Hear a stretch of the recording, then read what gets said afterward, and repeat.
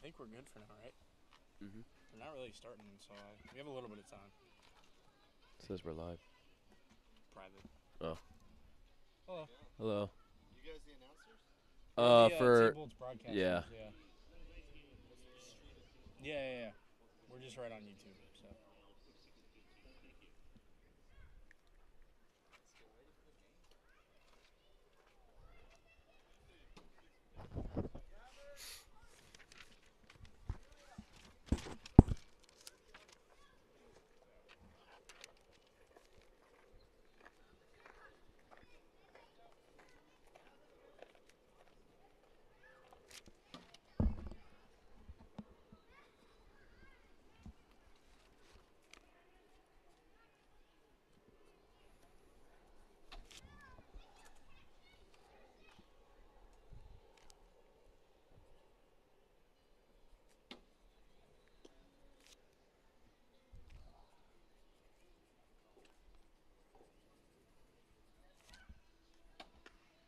Man, this is pretty chill for not being close to first pitch. Yeah. Nobody's really doing anything.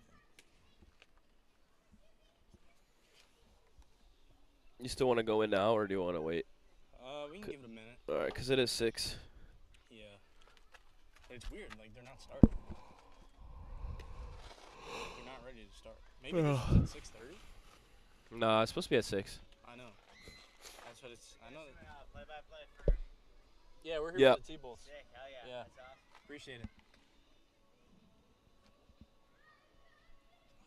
I did not mean to do that. Hey, watch this. You ready? Going right in.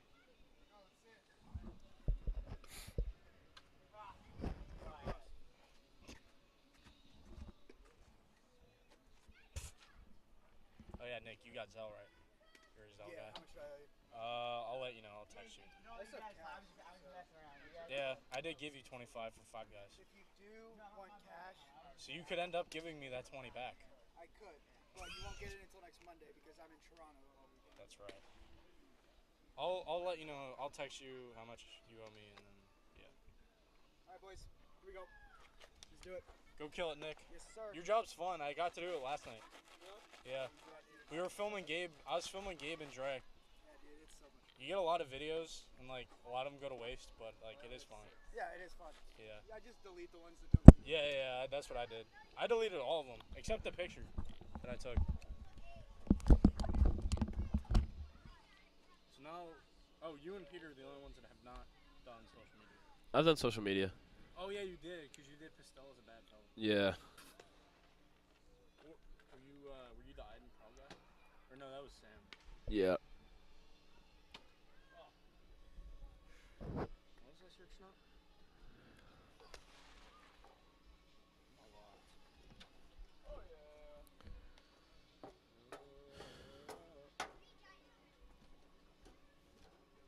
feel like they would be. Hi Sterling, I'm good. How are you?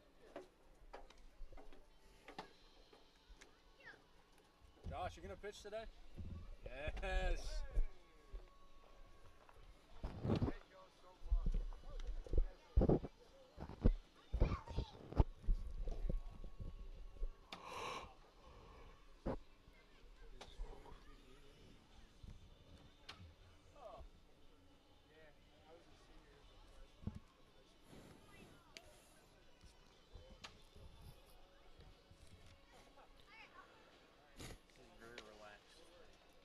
Did you throw out the Shake Shack bag?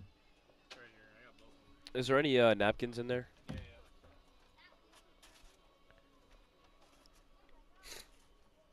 Thanks. Yep. Just need to blow on my nose. Summer sniffles, I see. Yep.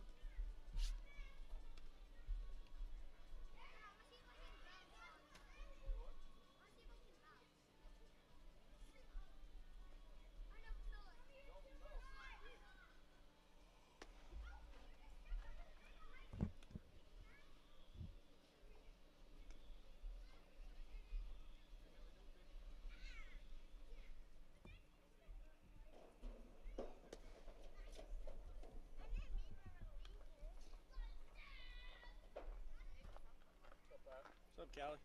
You gonna pitch today? I think tomorrow. Oh, all right. We'll see you then.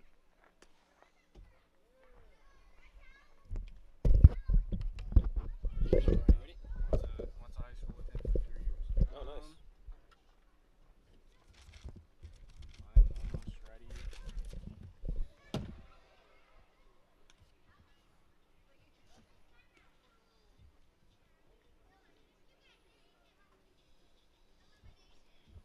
They might honestly be starting this game at 6:30, even though it says 6. I feel like they would have announced that by now. I feel like they would have, but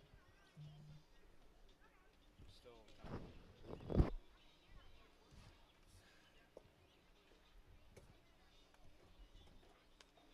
Go. I'll text Nick. Yeah. I could wait until like 6:15, because that way we're kind of like splitting the difference. We could either be like just on time or very early. And once we get on, we can't stop talking. Yeah.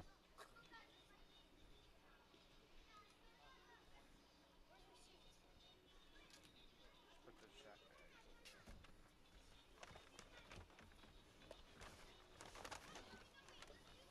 Let's get back up.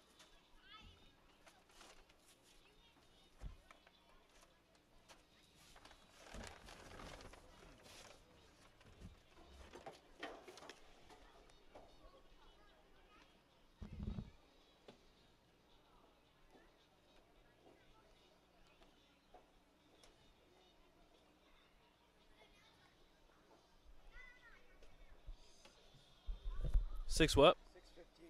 Okay. Is that the first pitch? Apparently, one of the umpires is late. You know, I have a good reason why we're starting late. And that reason has to do with the manager for the big train. Why? Just don't let him around any women. I won't. I think they asked him if he's ready to go, and he's like, no, you don't have my consent. Are we saying that? And joke then I over said, too hey, loud? when did you ever need it? Oh, All of a sudden, that's important to him. I don't know what it is. What's important to him? consent. The word no. So that whatever happened to that Like, hey, kid? do I have your consent to Did that kid get did that kid go to jail? Yeah, dude, that's the whole reason why it was a big thing. 'Cause he got No, charged. but that's what I'm saying. Is he still there? Like, No, well, I Is he think on it was the like team? back in high school. okay, Like the whole thing was that he actually like served time for it. And they That's still let him nuts. continue. Oh my. That's crazy. Presky, you gonna pitch today? I don't think I will. Sad.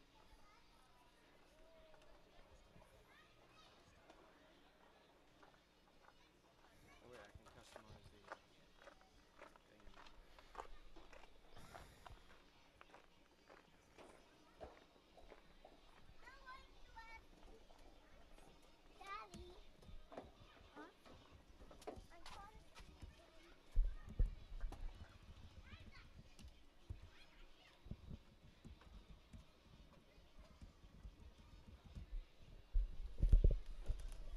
Dang it, I forget what I used last time. I used a rose quarter last time. all right, you ready? This works. I'm almost ready.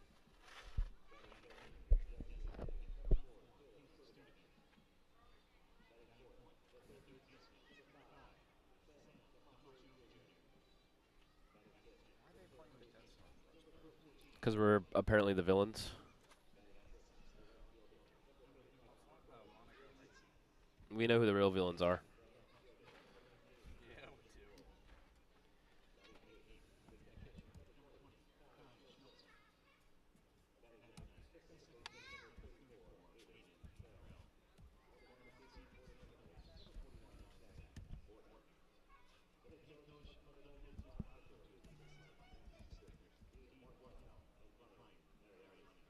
Oh wow, Dylan Cease might have a no hitter. He's 3 outs away. Why are you bringing it up? Oh, no, I just got a notification about it. I already saw that, but I didn't say anything. Okay.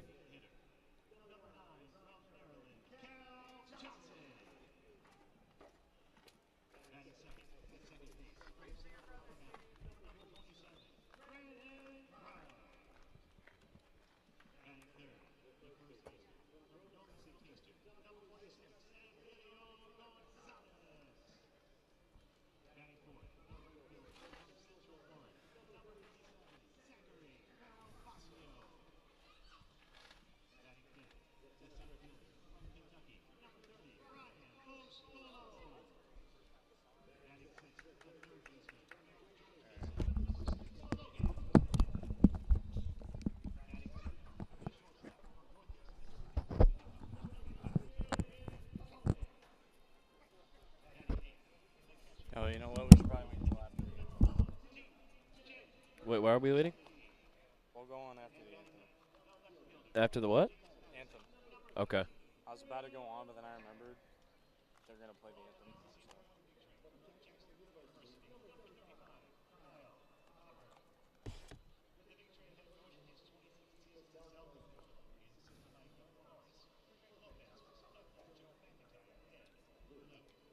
So, mama.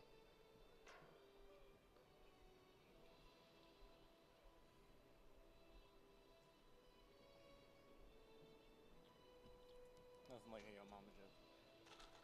Alright, we gotta stand up.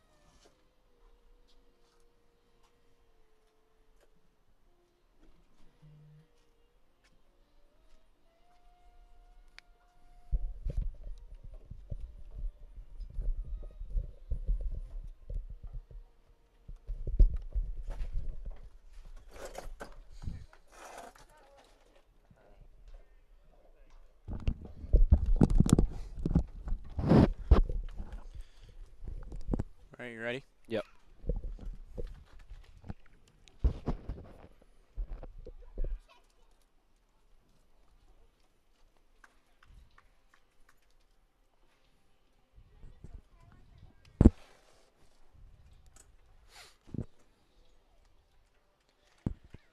Less than 24 hours later, we are back at Povich.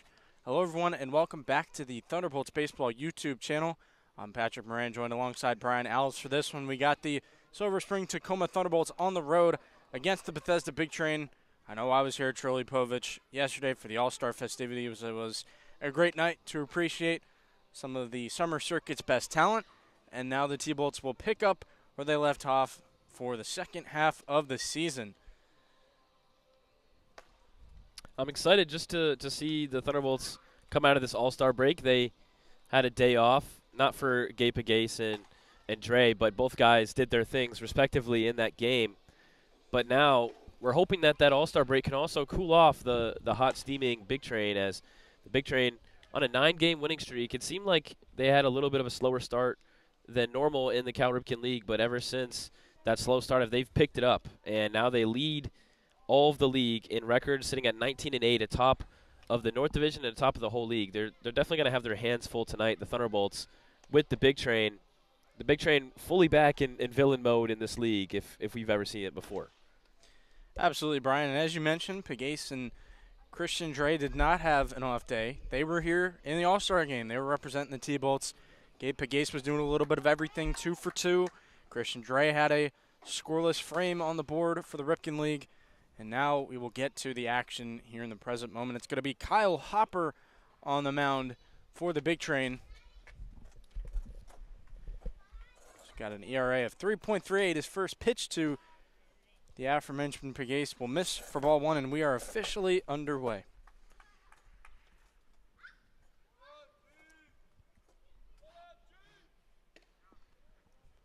Next pitch misses low, ball 2. We got the radio style broadcast for you tonight, everybody, so we will be doing our best to describe everything that goes on. Pitch misses for ball 3, strike 1.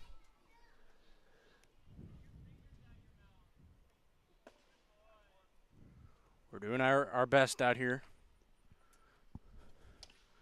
Pegues hits it right back to Hopper on the mound. Tosses over to Gonzalez, who covers first. And just like that, the leadoff man is retired for the T-Bolts.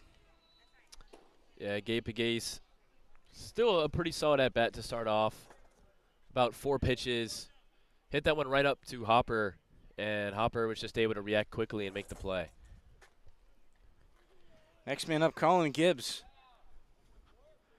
for the T-Bolts. Seems like he's starting in place of Acosta, who dealing with a little bit of an injury as Gibbs takes ball 1. Acosta was checking out with the trainer earlier today and trying to get himself back on track for the second half. Gibbs takes ball 2. Kyle Hopper going to be a tough pitcher to go against tonight. He's got 6 appearances on the season. Earned himself 3 wins with a total of 13 innings pitched and a 3.38 ERA. So he hasn't lost any start that he's pitched in this season or any appearance, really. He's got 13 strikeouts in 13 innings. It's truly been an excellent arm for the Big Train. 3-0. This is for ball 4, so Colin Gibbs will take his base. That'll be the first runner of the day for the T-Bolts. Gibby, as the dugout and the guys always call him, Colin Gibbs. Getting on base early, that could be huge. The best thing to do against a dominant starter is to just try to attack him early, and if you can get even just 1 run early on in the game, it can throw off his start.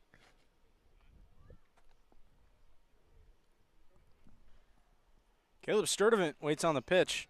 He'll foul it away. He's still DHing, not fully ready to go in the outfield after dealing with an injury for quite a bit by Ripken League standards, but we love that Sturdivant's bat is back in the lineup. Surprisingly with his numbers, Kyle Hopper was not elected to the All-Star team, so we did not see him here last night. Well, and that might be some extra motivation. He did get some rest, got the additional day off, and now because of that, he's nice and fresh, has the ability to potentially show the league why he should have been one.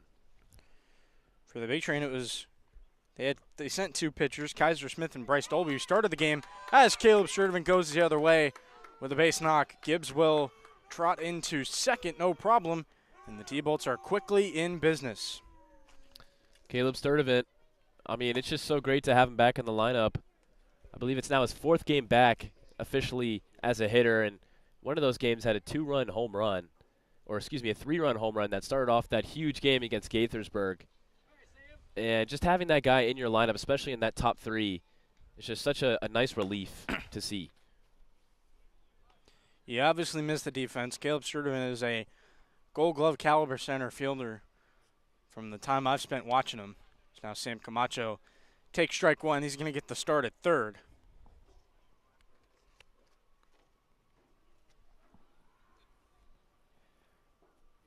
So all but 2 of these T-Bolts got the day off yesterday. Enjoying some time away from the team, and now they are well rested for the second half of the Ripken League season. Camacho fouls it right back into the netting behind home plate. And as I was saying, no easy task. The Big Train Won 9 of their last 10, 9 in a row currently. Going to have to do everything in your power to fight the big dogs today. Sturtevant on first, Gibbs on second. No score here in Bethesda so far. Camacho with a confident ball one take.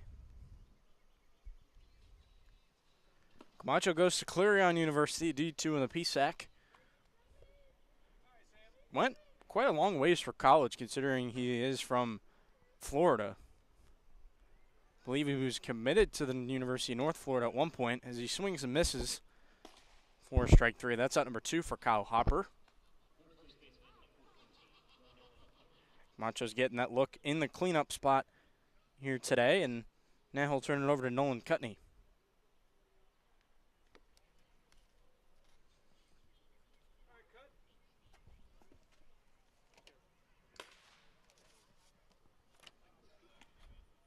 Cutney, the UMBC retriever. He was an all-star last year, did not make it this year, though, so he fouls it away, strike one. And all it takes is just one more swing to keep this inning alive and potentially send in a run. And against the best teams in this league, you always want to start off up first. Cutney almost with a carbon copy type of swing and foul ball that probably was ticketed for out of the stadium.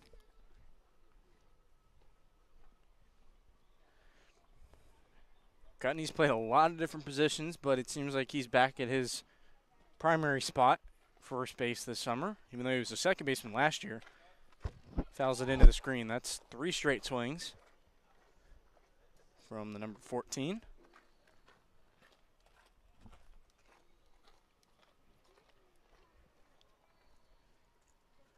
Just saw our starting pitcher today, Zach Portner, walk by with his catcher, Kai Schmelzer. That pitch is going to miss for ball one. Well, finally, after fouling off 3 pitches in a row, Cutney is able to finally let one go by him, and that's a great take with 2 strikes already on him. He's going to wait on the 1-2. Runners on first and second with 2 outs. Maybe he hit scores Colin Gibbs from second. You never know.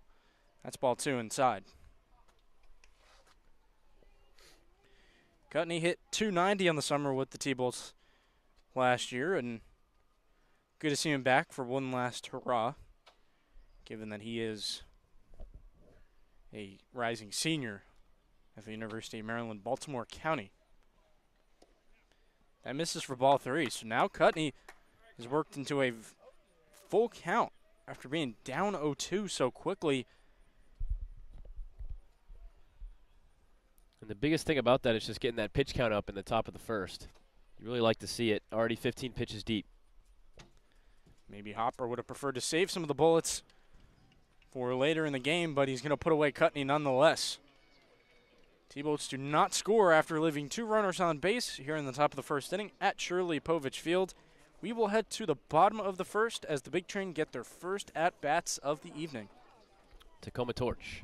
The Tacoma Torch, founded in 2019, brings laughter and a sense of fun to residents in Tacoma Park in the DMV. The Tacoma Torch features satirical articles about the region that those with a sense of humor can appreciate. Send a headline or idea their way to tacomatorch@gmail.com and watch what they do with it. The Tacoma Torch is on the web at tacomatorch.com. Tacoma Torch, a proud supporter of your Silver Spring Tacoma Thunderbolts. Nando Peri Peri Chicken. Nando's Peri Peri Chicken on 924 Ellsworth Drive in Silver Spring is the best chicken in the world because it uses peri peri sauce. From chicken on the bone to wraps and sandwiches, along with salads and veggie options, Nando's is your choice for great food. Nando's Peri Peri Chicken, a proud supporter of your Silver Spring Tacoma Thunderbolts.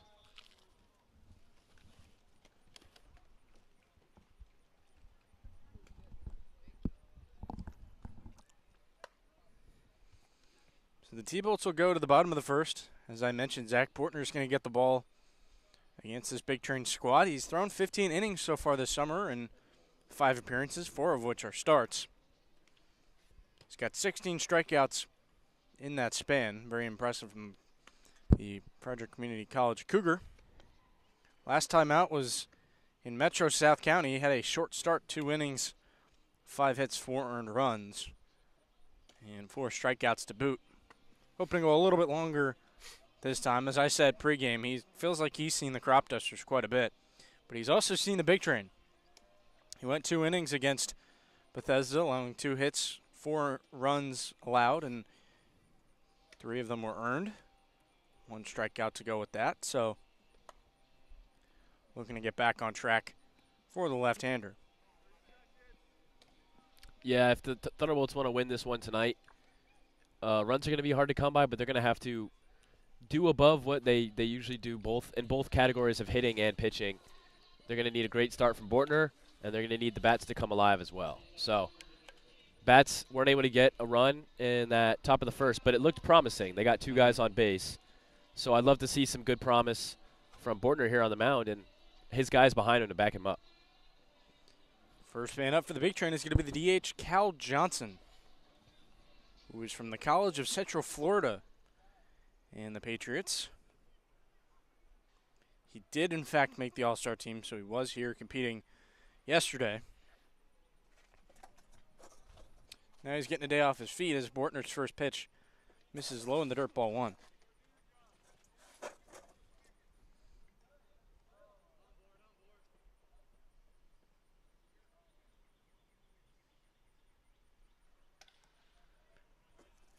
Next pitch is hit foul, be on the first base side. Hits it over the grandstands.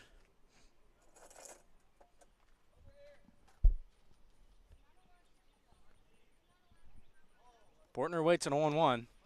That's fouled back into the netting, 1-2.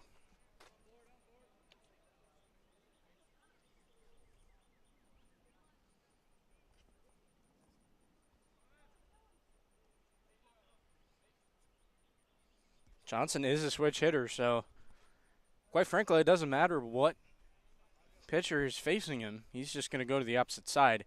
He takes a pitch in the dirt ball, too. It's a very valuable thing that you can do being a switch hitter, always available to hit against the best of pitchers. Platoon splits do not matter. He'll take outside ball 3. This is the first big pitch of the game for the T-Bolts, 3-2.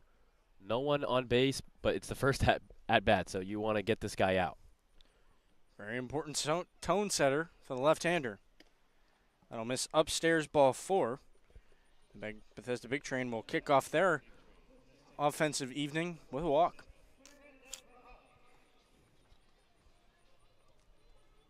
And it was a good battle between Bortner and Johnson. Johnson just ended up being patient, let Bortner just do his thing, missing outside the zone. But now you got to focus back in. You can't take any at-bats off. Brennan Wright now up for the Big Train. He was in the starting lineup in the All-Star game last night, playing second base. He will take a ball down low. I believe Brendan Wright is playing his ball at Alabama. So clearly someone that is very advanced compared to the average, competitor in this league. It's going to be fouled off, though, into the screen.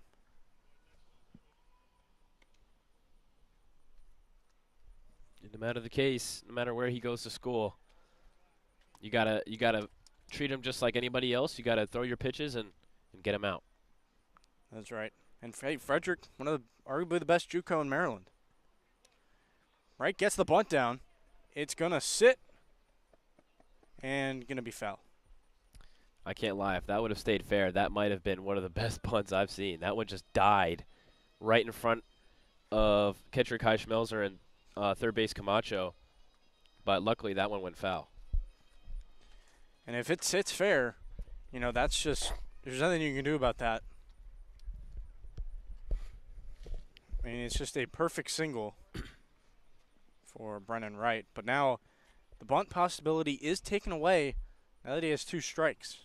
Or you could still risk it, but if you foul it away, it's going to be strike 3. Perhaps Bortner can roll it up. Pitch will miss outside ball 1. Or 2, pardon. Yeah, this is a lefty-lefty matchup, and, you know, with this big train lineup, you only get a couple of those opportunities tonight. Just two lefties, both back-to-back in Wright and Gonzalez. You got to take advantage of that. So to clarify, Brandon Wright is at the University of South Alabama. That is hit right to Prell at second, but he bobbles, and there will be no play as a result. That ball just seemed to be hit too hard for the Dickinson second baseman. And just like that, the Bethesda Big Train have 2 runners on, with nobody out.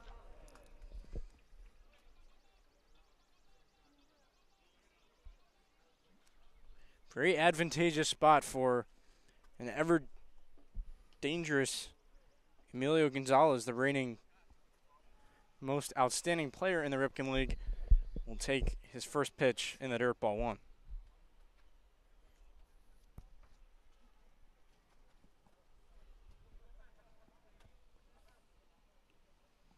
Rodriguez is just a big dude. He passes the eye test flawlessly.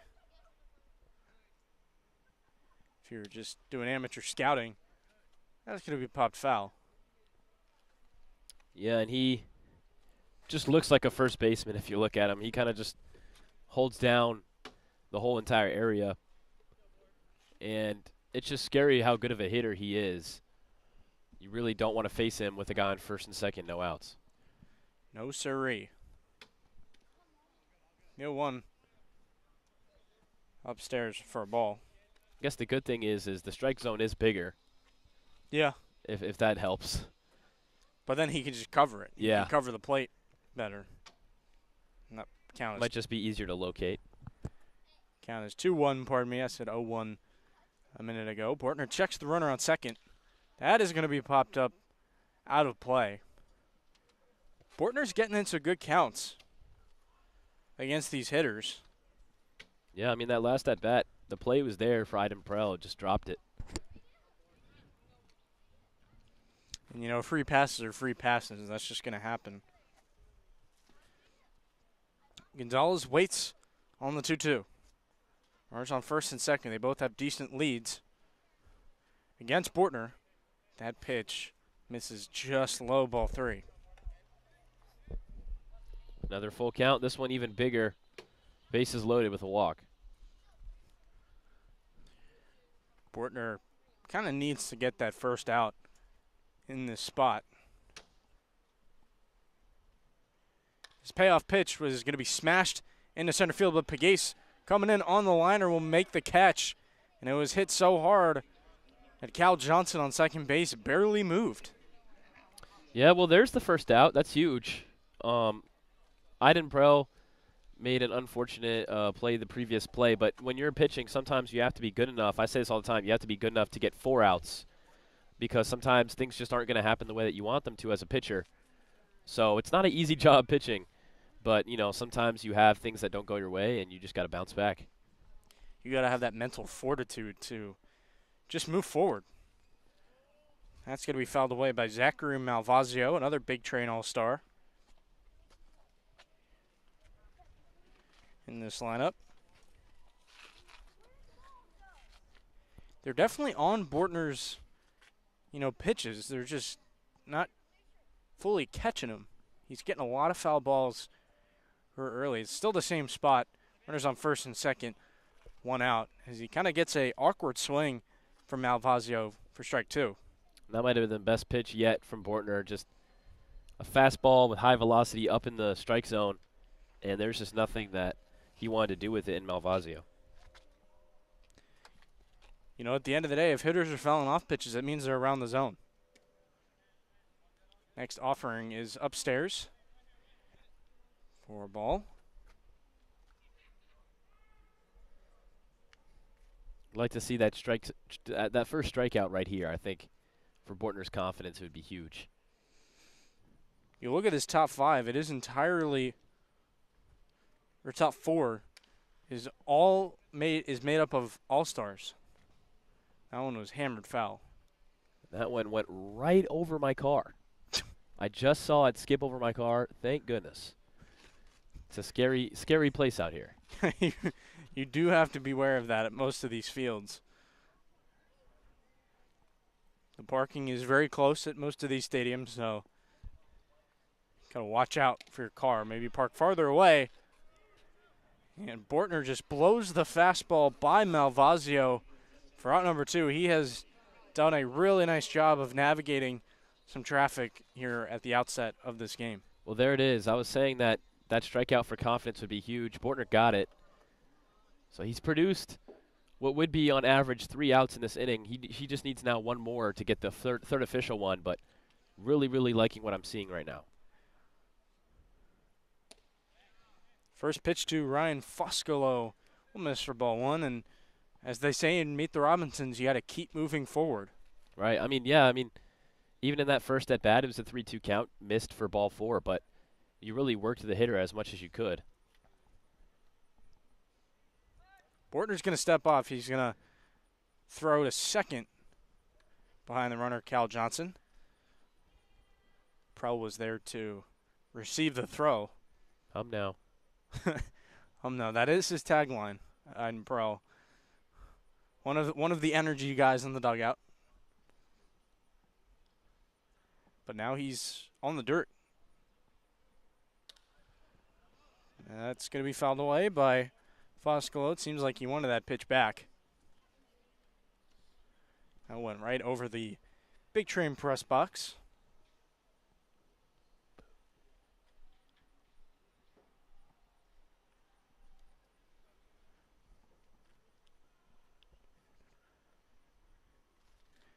Bortner's got a 1-1 count. Runners on first and second, 2 out. The situation has not changed since those first 2 men reached. It's going to be a hard grounder over to Prell, and he redeems himself. Steps on second for out number 3, and Zach Bortner, a very nice job in the bottom of the first to limit the damage, allowing no damage, quite frankly, and he's going to get the T-Bolts back up to the plate, potentially seeking to put the first runs on the board of the day. United Therapeutics. United Therapeutics in Silver Spring develops pharmaceuticals and technologies that help patients in need of organ transplantation. United Therapeutics is guided by the principles of always striving to do the right thing and relentlessly pushing to always do better.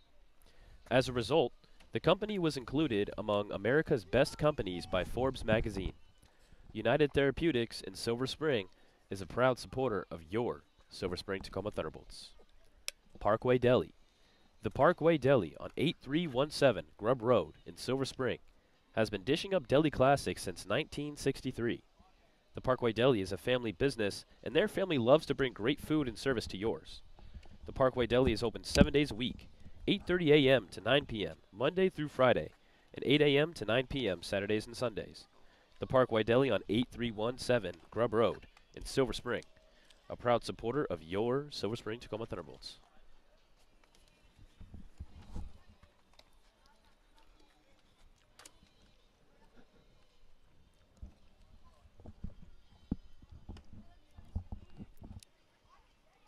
Top of the second here in Bethesda, Maryland at Shirley Povich Field. We are scoreless. And Kyle Hopper is going to get back on the mound for the Big Train. He'll be facing 6, 7, and 8 in the T-Bolts order. That's going to start with Marco Polizzi, the right fielder out of Millersville University. He's one of 3 Marauders on this roster. Him, Caleb Sturdivant, and Brady Grimes that have arrived with the T-Bolts. Seems to be a bit of a connection there. If one guy goes, he's more likely to bring some of his teammates to Silver Spring Tacoma, and Polizzi takes strike 1. Both pitchers dealt with some base runners in that first inning. 22 total pitches from Hopper and 25 for Bortner, so both guys' pitch counts are higher than you would want after that first inning. Both had to deal with the base runners, but they got the job done. Polizzi's down 0-2 in this count. And that's going to be a sky-high pop-up out of play. Just for the record, I did park a little bit farther out to try and avoid, the foul balls going out of play. So, yeah, I thought if I parked on the farther side on the close lot, I'd be okay, but I guess not. I feel like you're more susceptible to maybe to the ball really travels. Yeah. feel like there were a couple balls hit there last night. Polizzi takes ball 1 there. He waits on a 1-2, and that is crushed. Marco Polizzi goes yard. An absolute tape measure shot here at Shirley Povich Field. And at the drop of a hat, it is 1-0 Thunderbolts. Bang. There you go. That's how you start a baseball game if you're the Thunderbolts. You got to start on top. 1-0 the ball game, the Thunderbolts. That's going to be huge for the confidence from the hitters. And Zach Bortner will surely appreciate that. Marco Polizzi, he screams Marco Polo. Where'd that ball go? Went over the fence. Go find it.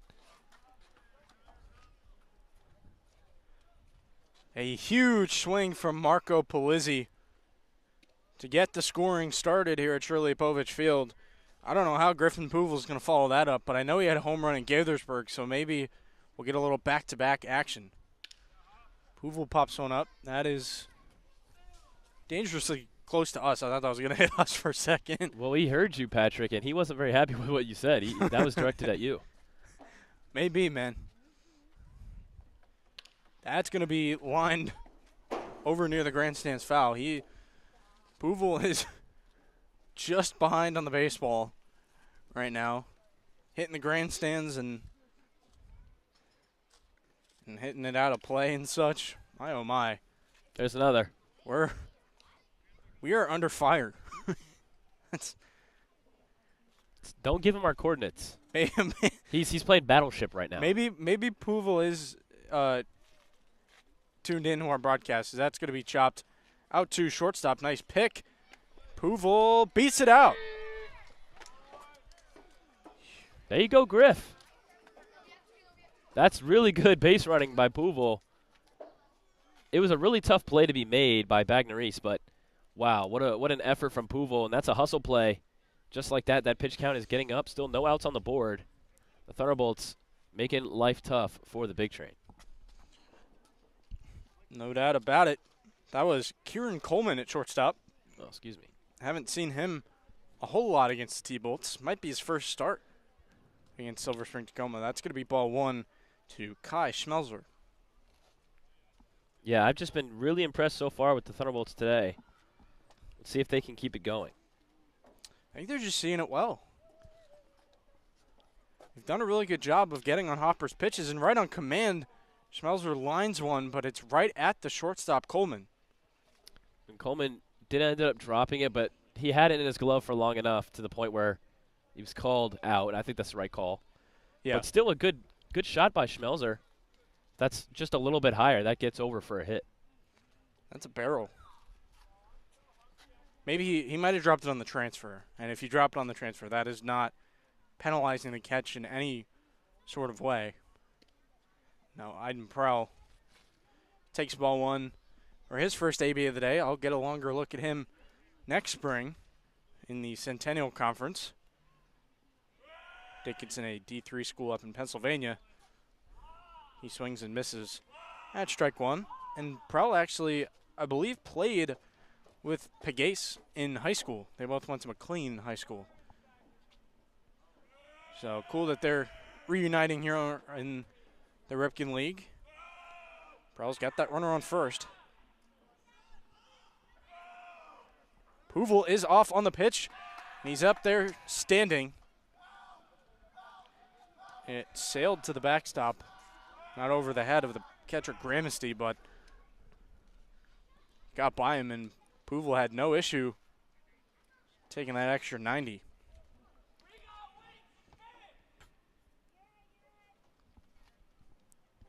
So now Prell's got a 2-1 count.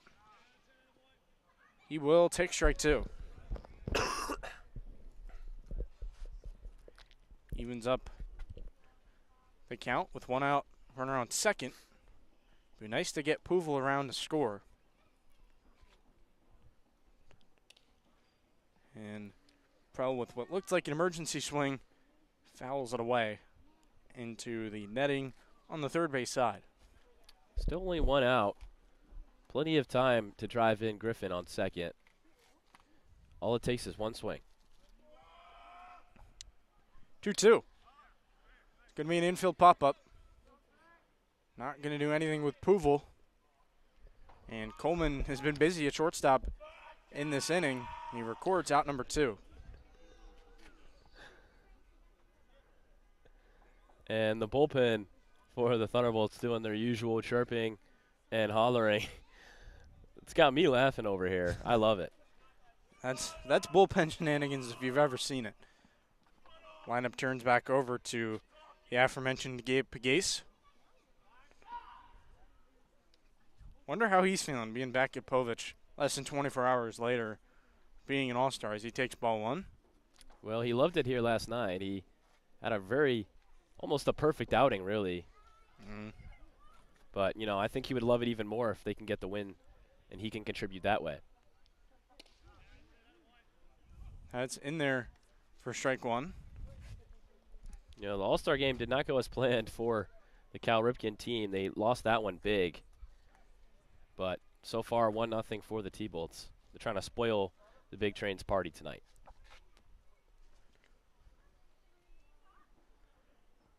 Pegues waits on the 1-1. Hopper looked down to second a bunch, and Pegues lines it the other way for a base hit. They are going to send Puvel, and he will score. Gabe Pegues picks up an RBI single. That's what he did last night, except he had an infield single to drive in a run. And that is 2 RBI singles in the last 24 hours for our all-star center fielder. Well, and he hit that nice step-back jump shot at first base as his celebration. That was pretty cool. I liked it. He's just such a likable guy. He does it all. He's an all-around player on the team, and with 2 outs, best believe he's going to take off for second just like he did yesterday. He does have the wheels. He's tied for second in the Ripken League on steals, and that hits Colin Gibbs. Wonder if they're going to call that one a foul ball, but it does not appear to be so. Gibbs is going to take his base, and the T-Bolts got a 2-out rally going.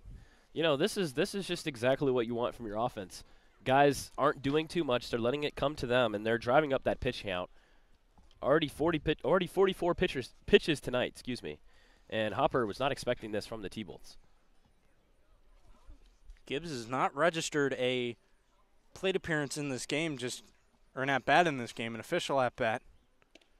Swung on missed by Caleb Sturdivant. There just seems to be a new level of aggression in these Thunderbolts bats. They are, full steam ahead, so to say, on a train pun. I didn't even realize it until I was halfway through it. Going off the rails on a crazy big train. Oh, yeah. Gotta love Ozzy Osbourne. Swung on a missed strike, too, by Sturdivant. Seems like he's trying to match his Marauder teammate. He's definitely swinging for the fences. He's not looking for a single. Hey, with the way he's hitting, I get it. He I think would have been an all-star if he was fully healthy the entire way in the first half. Fouls that one out to the parking lot. Not near your car, though. Yep. I was able to breathe safely there. We're all good. We're going to be holding our breath the whole game, though. Maybe during the 7th inning stretch, I'll move my car down. Pegues is going to take off on the pitch. It is foul, though. Gibbs was kind of a reactionary runner to second. Count remains 0-2. Yeah, Gabe would have been there safely, but for Sturdivant, he was already down to his last strike of the at-bat, so he definitely had to foul that one off. Got to protect. It's 2 outs, runners on first and second. It is 2-0 T-Bolts here at Shirley Povich Field. You're seeing Kyle Hopper well, but right as I say that, Caleb Sturdivant swings and misses strike 3. So Hopper does allow the 2 runs, one notably on a Marco Polizzi blast. And we will go to the bottom of the second as the Big Train look to respond to the runs put on the board by the T-Bolts. Silver Spring Jewelers. Silver Spring Jewelry is the Washington area's only complete jewelry store with a staff of 13 jewelry associates and 8 goldsmiths. Now in 3 locations in Tacoma Park, White Oak, and Silver Spring. Family owned and operated since 1971, specializing in diamonds, custom engagement rings, repairs, engraving, and cash for gold. Go to silverspringjewelers.com for more information. Silver Spring Jewelry, a proud supporter of your Silver Spring Tacoma Thunderbolts. Sky Point Federal Credit Union. SkyPoint Federal Credit Union. They make banking simple. SkyPoint believes banking should be easy to understand, personalized, and focused on making the community a better place. Whether opening your first account or planning for your future, SkyPoint has the financial tools to help you hit it out of the park. SkyPoint Federal Credit Union. They make banking simple. Visit SkyPoint's branch in Silver Spring. More at skypointfcu.com. Federally insured by an NCU and an equal housing lender. The T-Bolts jump on Hopper. I should say hop on Kyle Hopper. And they got a 2-0 lead because of it. Gabe Pagase RBI single and a Marco Polizzi solo shot here at Shirley Povich Field. I mean, just what a swing by Polizzi. He unleashed on that baseball. Yeah, and right now, the thing that I'm most excited about in terms of the offense of the Bolts is they've had back-to-back innings where they've fought for more than 20-plus pitches from Hopper in both. Hopper now one ball shy of 50 pitches in just 2 innings. So when you're getting to the starter and forcing that many pitches each inning, that's the goal, and that's what you try to do as a team. And it's not a good number on the defensive side of things, as first pitch strike to Logan Panay. Panay committed to George Mason University. Originally was at UNC Charlotte, I believe, and spent some time at Gaston College as well. Well, George Mason, about 15 to 20 minutes from where I grew up, and also shared in that Atlantic 10 conference. I was going to ask that. Are they a rival for you, conference They rival? definitely are. They're a conference rival and a state rival. Hmm. We call it the Battle of Virginia. Well, no, we don't necessarily call it that. George Mason makes it a bigger thing than we do at VCU. Interesting. So you would say you're the bigger person in that rivalry. Yeah, they're the little brother. Ooh, I'd say that. Shots fired. 2-1 to Panay. He's going to pop that up. Polizzi tracking it down. Didn't have to run too far for it. And it's a can of corn for number 35 out in right field at number 1. Well, Bortner, one of the things that wasn't going his way that first inning was really just the amount of pitches he was throwing. There were some good battles back and forth. He got out of it, but a big swing like that flies out, that'll help you be efficient in the second inning. You better hope Panay doesn't track this stream down and listen to you say that about George Mason. Well, no, at the end of the day, George Mason's a great school, great program. My dad went there for grad school, same with my mom, so shout out George Mason. So you're actually the outlier. Very interesting. Didn't want to go too close to home. Would have been living with my Gotcha. parents. Strike 2 on Kieran Coleman. You got the Virginia landscape all figured out, my friend. Yes, sir. Been all around it. I respect it. I know Virginia like you guys know Maryland. Yeah, DMV, whatever you want to call it. I've been in Silver Spring my whole life. So, ball 1 to Kieran Coleman, shortstop. He's kept busy in the field. Now he's getting his first chance at the plate, and we have not seen him, I believe, this summer. He's currently undecided on a school, and Bortner with a nice backhanded snag off the mound, going to his arm side.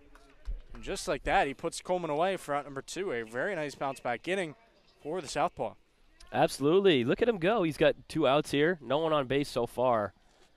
And, you know, when your hitters help you out and give you 2 runs, you feel like you owe them one. And right now he's doing his part. This is just a team effort. Defensively, offensively, pitching, hitting, all around.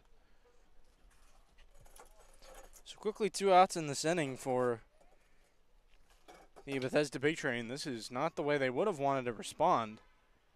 But TJ Gramesty will do his best to try and shut me up if he even cares. I don't think he does. If he even cares. I don't think he cares about two college kids broadcasting a game, even though he is a college kid himself. So the 1-0 is swung on and missed for a strike. I remember he had to come in for Parker Corbin in that breakfast baseball game at 10 a.m. Corbin was catching that game, and then he came out due to injury. So Gramercy, what was supposed to be a day off, had to catch a full game. He's got a 2-1 count now for number 1. Swung on and missed, strike 2. Deuce is wild on the scoreboard. Bortner would love to put him away on this pitch, and as you've talked about, these pitchers got to be watching those pitch counts. The 2-2 with nobody on. That's going to be grounded to Camacho. Defense has gotten so much better for him as the season has gone on, and smooth as ever at the hot corner on that play to retire TJ Gramercy. The Bolts will get off the field and keep those hot bats going at the plate. They still lead this 2-0 after 2. Ben Norkin Architecture. Ben Norkin of Ben Norkin Architecture at 7204 Trescott Avenue in Tacoma Park, Maryland, helps people turn their dreams into their new forever home. Whether it's a renovation, addition, or a new home, Ben will assist you in picking colors and finishes. He'll explain building codes, zoning requirements, and materials that stress energy efficiency. Ben Norkin of Ben Norkin Architecture at 7204 Trescott Ave in Tacoma Park, Maryland, a proud supporter of your Silver Spring Tacoma Thunderbolts. AFI Silver Theater. The AFI Silver Theater and Cultural Center in downtown Silver Spring presents the best in American and world cinema. They show classic American mysteries from the black and white era, as well as the most modern digital content from around the world. The AFI Silver Theater also features filmmaker interviews, panel discussions, musical performances, and more. The AFI Silver Theater at 8633 Colesville Road in Silver Spring is a proud supporter of your Silver Spring Tacoma Thunderbolts.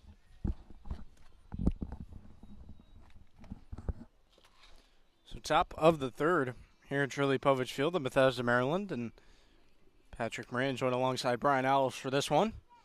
Got a radio-style broadcast for you all, and I don't think we mentioned this. This is going to go a full 9. It feels like we've been playing a lot of 7-inning games recently due to the heat concerns, but we got a crisp 81 degrees according to the scoreboard here at Povich Field, and you know that is about as good a baseball weather as you can ask for. It's been fun so far. We're getting to the top of the third. We've seen some good action from both teams, base runners in almost every inning besides that bottom of the second. But I mean, we just talked about pitch counts, and Bortner just threw 9 total pitches in that second inning. That was a huge bounce back in terms of the pitch count. He's now done 2 scoreless. Sam Camacho Jr., we just saw him make a play at third, and now he's going to be at the plate, and he fouls it away back into the padding behind home plate. We always talk about how much swagger Camacho has, and he's got the aura points from us. Yeah, he's got that classic baseball style with the goatee, the curly hair, the batting gloves. He definitely rocks his look. He's very confident in his appearance. He's got some nice curly hair as well. That will be ball 1.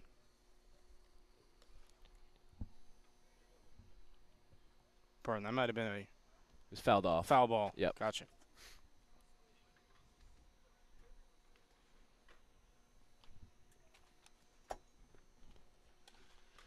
That is hit past the third baseman Panay, but foul. Yeah, Camacho got a good piece of that baseball, but it wasn't fair by a good amount, so. Hit one right to his counterpart, some might say.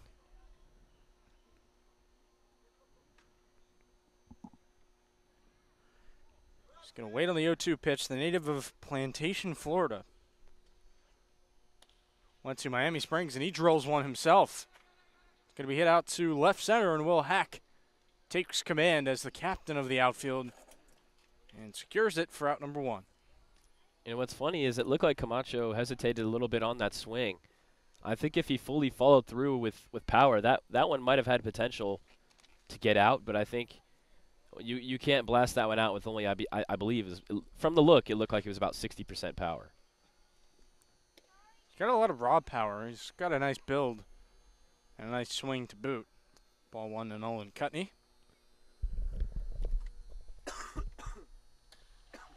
Cutney gets a hold of one himself, and that one is gone. Nolan Cutney goes yard, and that is home run number 2 for the T-Bolts here in this one. An absolute shot by Cutney.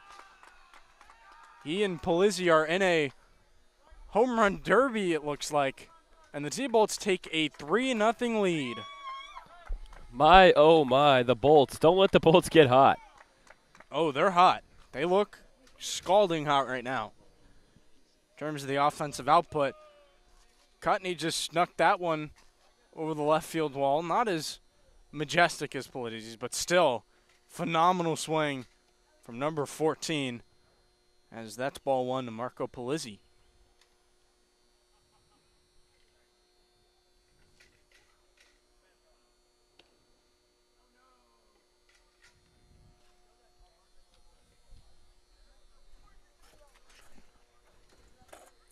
Polizzi now has a 2-0 count on Kyle Hopper. Fouls it away. And boy, Brian, it feels like Polizzi and Cutney had been waiting on those swings for quite a while, and they got it. Polizzi up for round 2 right now. Well, what are you going to do with him now? 2-1. In there for strike 2. Hopper does not seem too intimidated at the fact Polizzi went yard.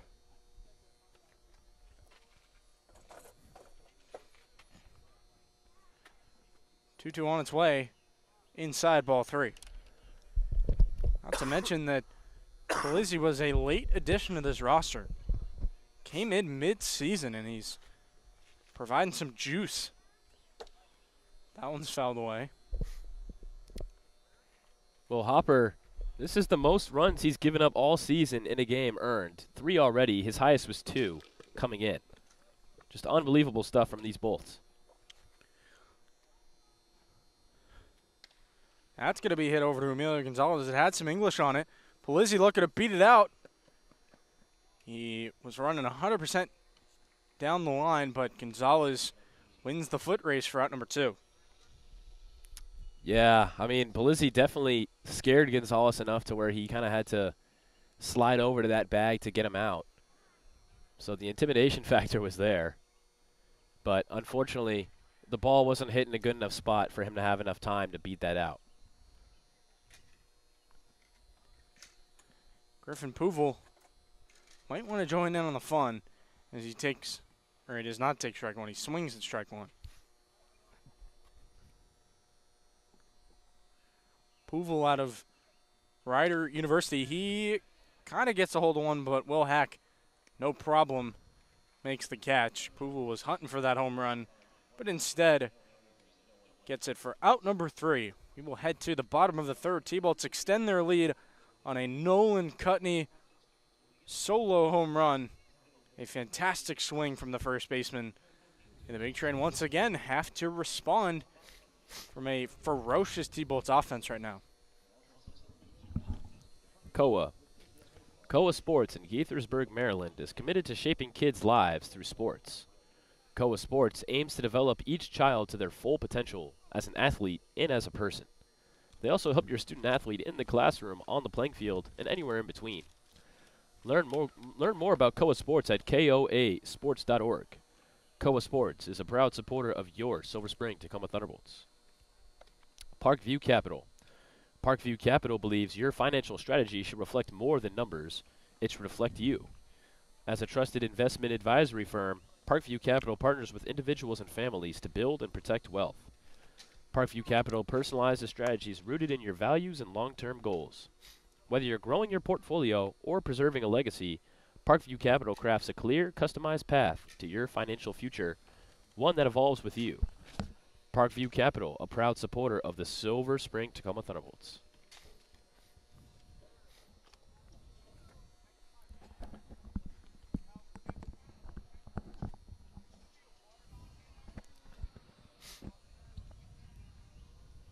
right on cue as you finish the ad read, Brian. Kai Schmelzer throws down to second base. And we're ready to go in the bottom of the third. If Bortner records one out, he will have made a longer start than compared to his last time out and his last time out against the Big Train. First pitch in the dirt, ball one to Will Hack, the only Big Train hitter that has not had an at-bat today.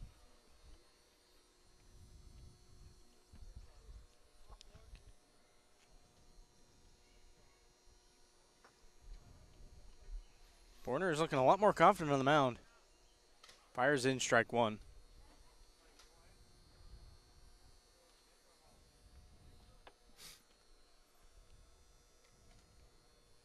T-Bolt's team is doing a really nice job overall. So that's going to miss ball two. Will Hack is one of Peter's guys, Peter Kelly, I should say. Both went to Calvert Hall up in the Baltimore area, competing in the private school division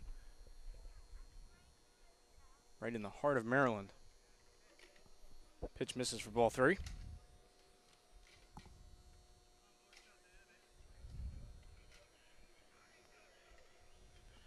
Hack looking to turn it over to the top of the order. Seems like he's been the 9-hitting center fielder all season long, and he takes strike two. Was ready to walk down to first, but he's going to have to stay in the box and see one more pitch.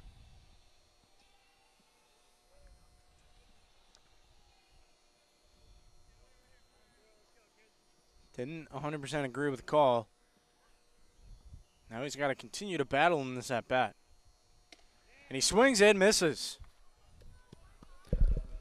And a heat check for Hack at the plate. And Zach Bortner's got out number one here in the bottom of the third. Well, the instructions come in his name. Will is going to take a hack.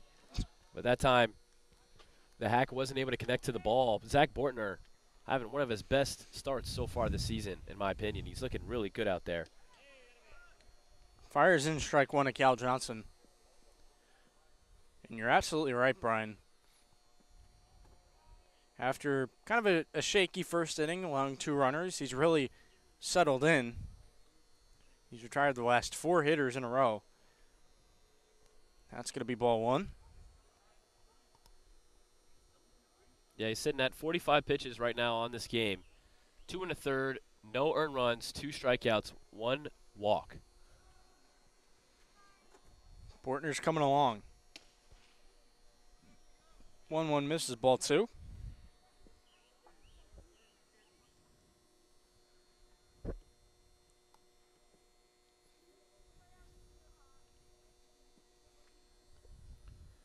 Cal Johnson, currently at the University of Maryland, a native of Tampa, Florida. That is in there for strike two. Well done by Bortner. And talking about the start from Bortner, he's doing it against a Bethesda team that is up there in every statistical category offensively. First in hits, first in doubles, third in home runs, second in RBIs, and first in extra base hits. Well blocked by Schmelzer behind the plate. You know, it didn't matter. There was nobody on, so. If you want to talk about even more, when it comes to batting average, they're first, on-base percentage first, and slugging is first as well. So really just the hardest team to face for Bortner, but he's been doing it all. We always talk about Schmelzer's defense. You can see it right there. And Cal Johnson is going to take ball four for the second time today. Schmelzer did a good job of placing that one, but it was just too obvious of a look from the home plate umpire to see that one. And there's the first base runner in an inning, so you don't want to give one up, but at the same time, you got an out down. You have the possibility of a double play. See if he works out of it. Just keep moving forward. That is the motto for Bortner tonight. Johnson's off on the pitch. Schmelzer throws down. He is safe. Colin Gibbs was there to receive the throw. Pro was backing it up. That throw got away And Cal Johnson's able to swipe second. Well, yeah, he wasted no time, and that's unfortunate because there goes the double play. So now you have to potentially face Gonzalez as well. And Brendan Wright pops one up. That is deep into right center. It is caught by Palizzi. I don't know if they realize. Yeah, he tagged. He tagged. Okay. Yeah, okay. I kind of had a brain fart there. But what a catch by Marco Palizzi. He just went up to the Westfield Montgomery banner and caught it. Yeah. Have a day, Marco Palizzi. Yeah, that one was just hit really deep into the outfield. Looked at. Oh my goodness, it looked like it had the possibility of hitting off the wall, but luckily he made the play, and it was so deep into the outfield. Johnson thought about tagging all the way home, but he didn't. Certainly had the speed to do so as Emilio Gonzalez takes strike one. He definitely went to third with no issue, though. Yeah, no problem there. It was a good catch. I did not see him tag. So Johnson is on third here in the bottom of the third. Gonzalez looking to drive him in, but that does not look like the case. Iden Prell camped under the infield pop-up at second. And just like that, the big trainer retired. Zachary Bortner threw 3 scoreless here at Shirley Povich Field against this Bethesda big train offense. That is quite frankly, a freight train.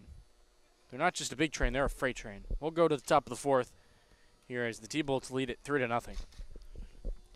Finn Family Group. Dan Metcalf has long been a supporter of the Silver Spring Tacoma Thunderbolts. Now he's at a new location, the Finn Family Group of Perennial Real Estate. If you want to find that perfect home in the perfect community, the Finn Family Group is for you. The Finn Family Group believes in community, and they bring that sense of community when working with clients to find homes in the Silver Spring Tacoma Park area. Call them today at 301-450-6999. The Finn Family Group, a proud supporter of the Silver Spring Tacoma Thunderbolts. Athletic House. Athletic House on 18952 Bonanza Way in Gaithersburg is a promotional product distributor making mugs, pens, and T-shirts for advertisers. The Athletic House can supply your company with every possible promotional product from 3,000 suppliers. With so many ad specialties available, Athletic House can help leave a lasting impression with your customers, and they will create long-lasting relationships with your clients. Athletic House, a proud supporter of the Silver Spring Tacoma Thunderbolts.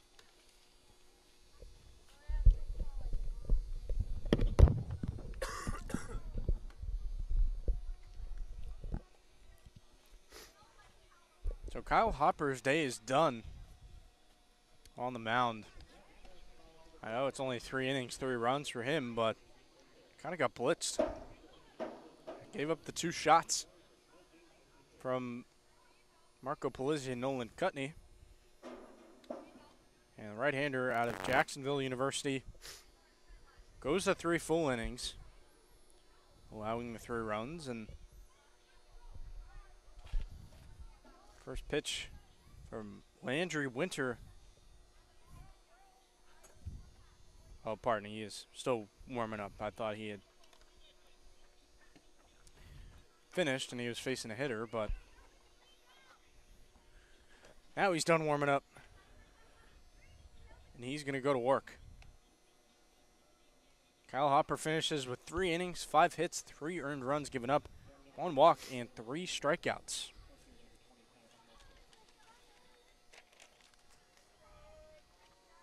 Going to face 8, 9, and 1 in the T-Bolts order. First pitch to Schmelzer in there, strike 1. This looks to be Landry Winter's first appearance for Bethesda. Next pitch, a little bit low for a ball. Big Tree normally get some new guys in the building.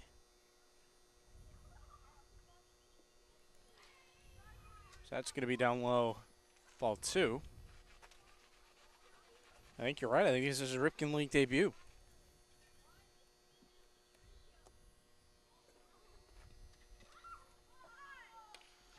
Schmelzer lines it the other way. That is foul.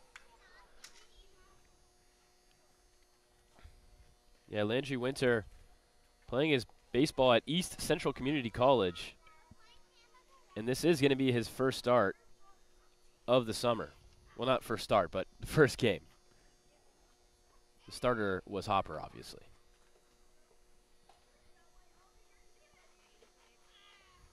It's amazing how advanced Schmelzer really is, considering he has not set foot on a college campus yet as a student. He takes ball 3. I mean, we praise him for all his defensive abilities, and the fact that he can hang in the box is quite impressive. That's going to be ball 4. T-Bolt's got the leadoff man on here in the top of the 4th in the form of the catcher, Kai Schmelzer. Now it'll give Aiden Pro a chance to hum now, as he likes to say. Taking a look at Landry Winter in his freshman season at East Central Community College, he made 16 appearances, 40 total innings with a 7.3 ERA. First pitch to Prell, misses for ball 1. Prell has not seen a whole lot of playing time, but he has been heating up recently. That one's going to be a lined foul, strike 1.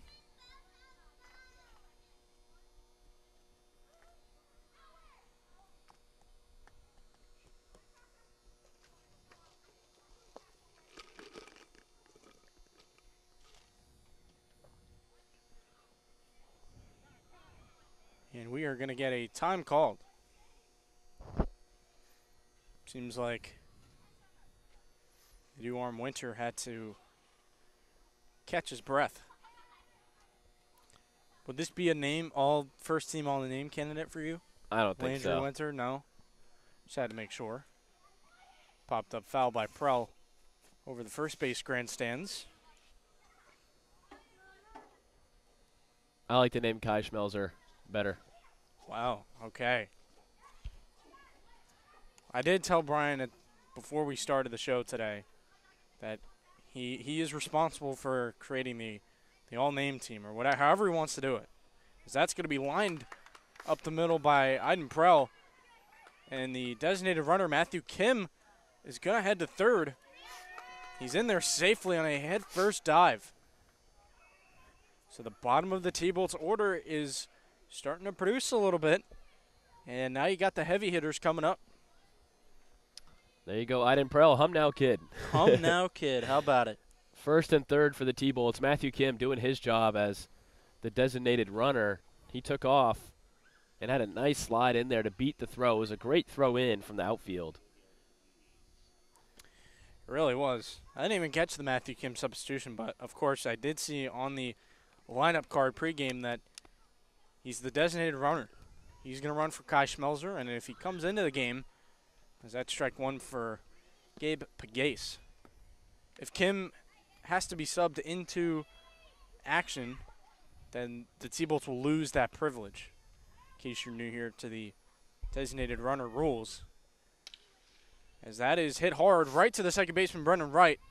He's going to fire, I shouldn't say fire, he flipped it over to second for 1 out. Got the fielder's choice, but Pagase legged it out at first for a single, and Matthew Kim scored, so it's now 4-0. Yeah, no, that ball, although it didn't get through, it was hit as hard as physically possible, and just barely grabbing onto it was second baseman for the Big Train and Brennan Wright, and yeah, there's no chance he was going to throw it over to first to get Pagase. He's too quick.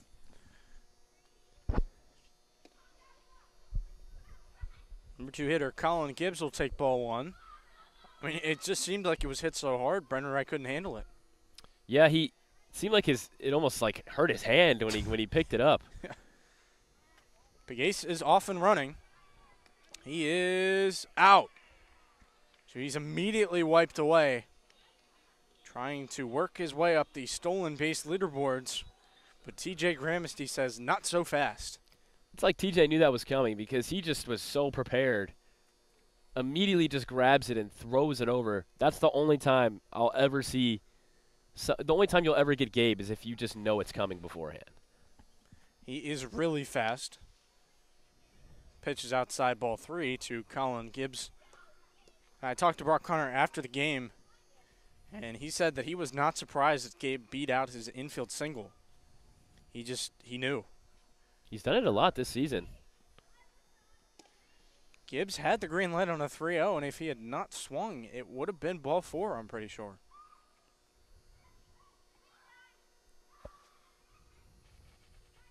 Now he's got to deal with a 3-1 count, the newest University of Delaware Blue Hen in the Conference USA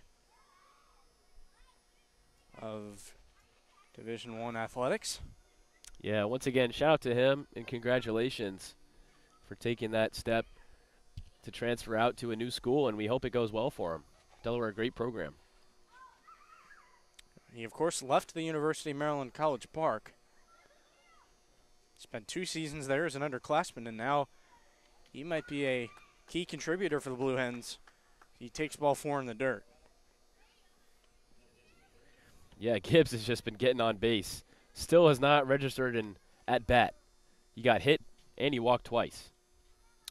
He's an on-base king right now, the way he's rolling. And, of course, whenever you talk about Delaware, you got to talk about Ravens legend Joe Flacco, who was a first-round pick out of Delaware. Now Colin Gibbs joins the legend. That's going to be popped up. Fouled away. I was scared that was going to hit us for a second again, but it goes beyond our broadcast setup.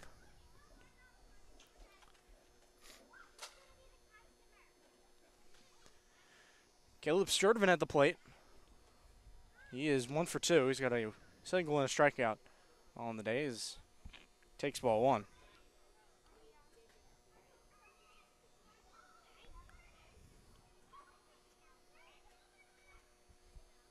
Huge testament to Sturdivant and how, even though he was hurt, he was still contributing as the first base coach for the T-Bolts. Swings and misses at a pitch in the dirt. Or might have been tipped into the mitt for strike 2.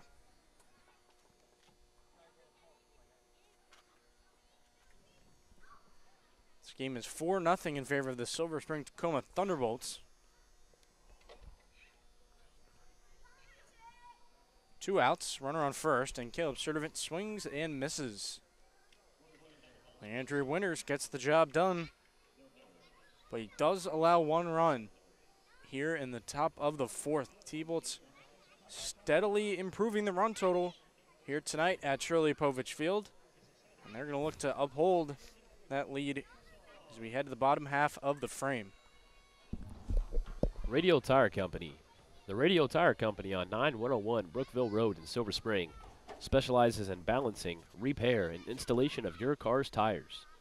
The Radial Tire Company has experienced technicians with a commitment to quality service, advanced equipment for balancing and installation, and comprehensive repair options. The Radial Tire Company on 9101 Brookville Road in Silver Spring, a proud supporter of your Silver Spring Tacoma Thunderbolts. Chuck Levin's Music. Chuck Levin's Washington Music Center at 11151 Veers Mill Road in Wheaton has been serving Washington musicians since 1958. Chuck Levin's is family run and is famous for instrument sales and its repair facilities for guitars, woodwinds, brass, strings, and electronics. Open Monday through Saturday from 10 to 6. Chuck Levin's Washington Music Center at 11151 Veers Mill Road in Wheaton, a proud supporter of your Silver Spring Tacoma Thunderbolts.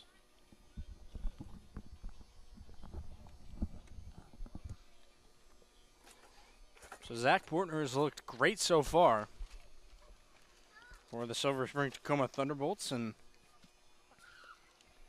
has worked fairly efficiently after a bit of a rocky start. He'll go back out there for the 4th, looking to double his innings output of his last start against the Metro South County Braves on the road. He's going to have to face 4, 5, and 6 for the victory in Malvasio, Foscolo, and Panay.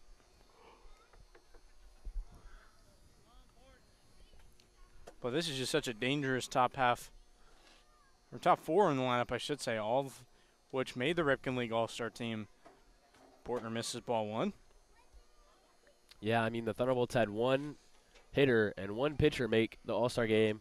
Bethesda had their first 4 in the lineup make it. Pretty insane. Imagine 4 Gabe Pegases. That's going to be just outside ball 2 from Bortner. But, of course, we all thought that Jonah Acosta was going to make it. However, he did not. So, we wish he could have been there last night. However, he was not selected. Malvazio works the count 3-0. I don't know about you, but I thought Acosta was a shoo-in. And when I looked at the numbers, it completely backed up the eye test.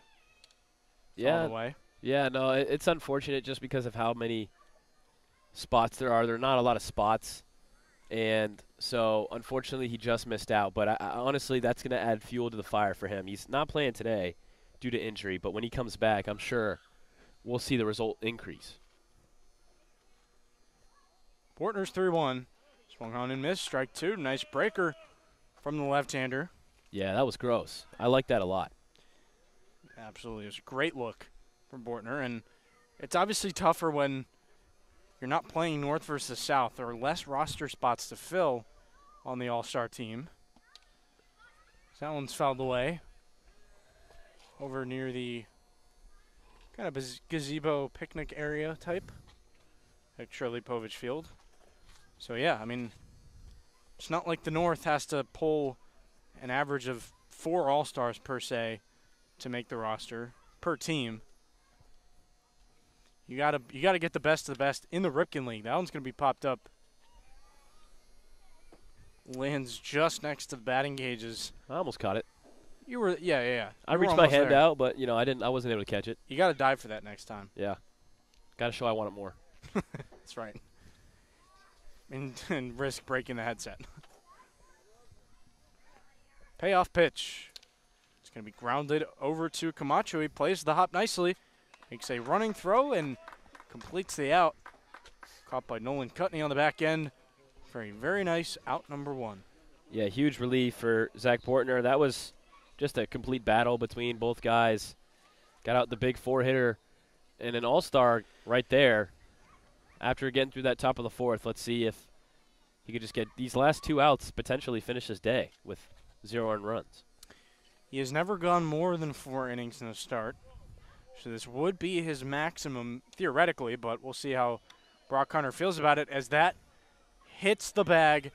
And Foscolo gives second base a look, but he decides to keep his single intact and not risk advancing an extra base to take that single in the scorebook. Yeah, that might be just one of those situations where it's well hit, but just a little bit unfortunate for the Thunderbolts. Camacho didn't really have a chance as that one popped all the way up off the third base and got over him. So now a runner on first after the single by Foscolo, and we are in danger, Brian. Well, I reached my hand out again, but I just didn't catch it again. didn't make it. Just a little bit outside. And now I can talk about it. The no-hitter is broken up. Bortner had not allowed a hit in this game, even though he was dealing with some traffic on the base paths. That's a great point. Now that's broken up, so it doesn't matter. You could argue if that doesn't hit the base, Camacho might have been able to make a play on it. It was still going to be extremely tough, but, a little bit of luck not going your way. Yeah. But that's life. That's life. You're having a great start, though. Yeah, it doesn't take away from Bortner's start at all. With the way he's throwing. Pitch misses just outside. They might have been keeping an eye on Foscolo and his ability to steal. That's another addition to Bortner, just being a left-hander, seeing him out of the corner of his eye. Yeah. Sometimes that could be a bad thing, though. Just always having that guy in the back of your mind. I mean, Bortner's staring him right in the face as He throws it back. he makes a pickoff move right on cue.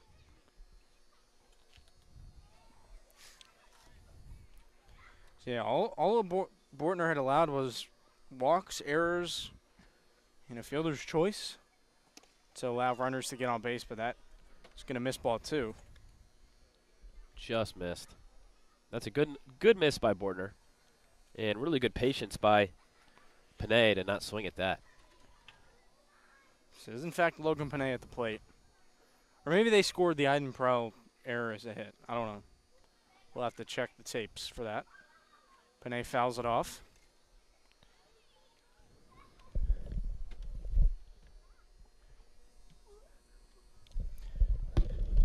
Panay was here with the big train last summer. And now he is back. He had a very successful summer last year. Bortner looks over to the runner at first with 1 out on a 2-2 count. Panay stays alive. Fouls it off just beyond his teammates' dugout. He is really fighting in this at-bat.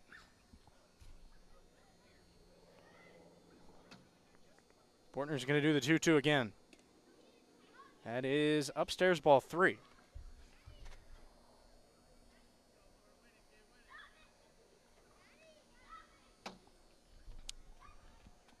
So just for reference, Panay had an 800 OPS with this big train squad in 27 games. So he is looking to continue that hot stretch. Fouls it off still as he fights in a 3-2 count.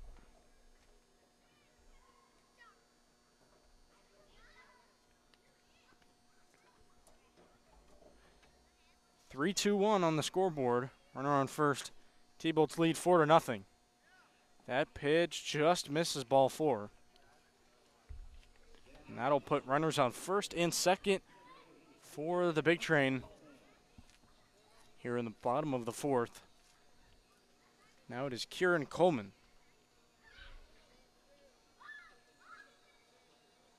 Big train looking to respond. They are no stranger nothing lead right where it is. Maybe you got to hunt the ground ball and potentially be willing to give up a run for an out. Although a ground ball would, in fact, end the inning. Or a ground ball double play, I should say. Base is juiced for Gramercy. He will take ball 1.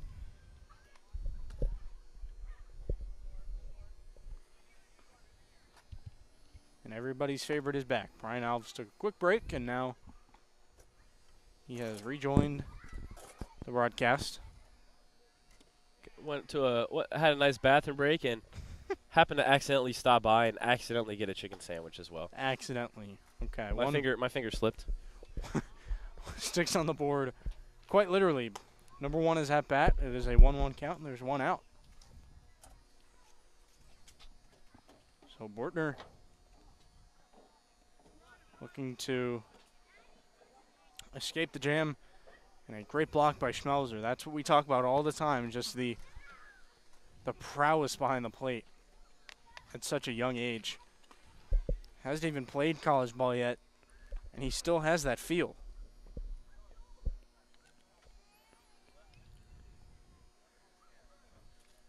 Bortner delivers the 2-1. That is hit into left field. That'll be picked up by Puvel. One run scores, and a second one right behind it.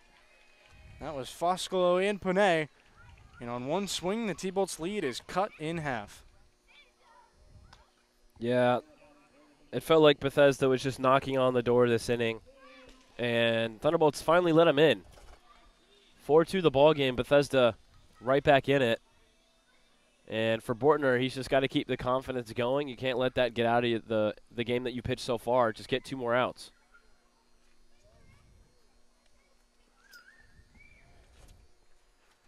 So Bethesda immediately puts the pressure back on the T-Bolts. Bortner just misses with ball 1.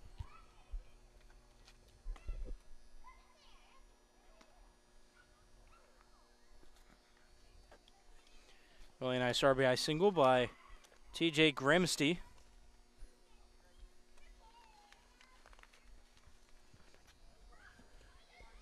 And once again, well blocked by Schmelzer. Yeah, Gramesty has really come up clutch these last 2 innings. Previously, defensively, threw out Gabe Begase at second. I mean, we don't even have to talk about how hard it is to do that. And then now just came up huge with an RBI, double RBI, really, 2 RBIs on that single. Now it's Will Hack's turn, who's at JMU currently with the Dukes of the Sun Belt Conference.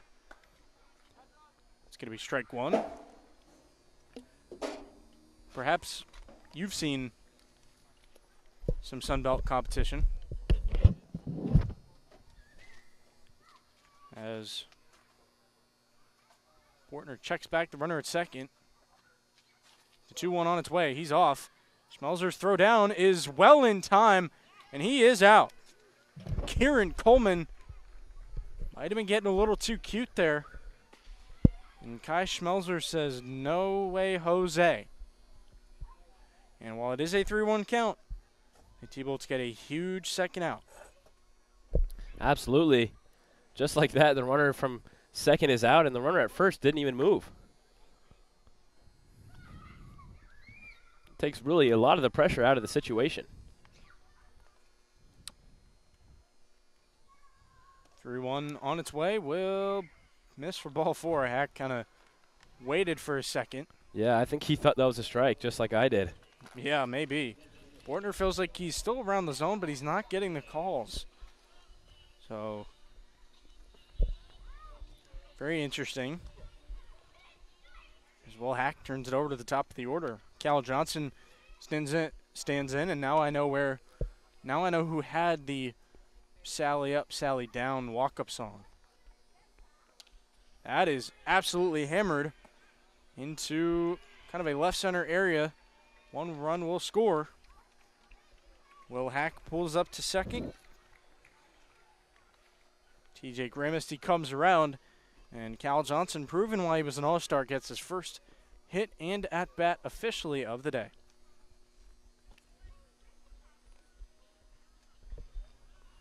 Here's a meeting from Coach Hunter. Might be the end for Bortner. Perhaps it might be 3 2/3. Well done so far, but it seems like Brock Hunter is not going to take the ball. Looked like he did when he went out there. Bortner's still standing on the mound.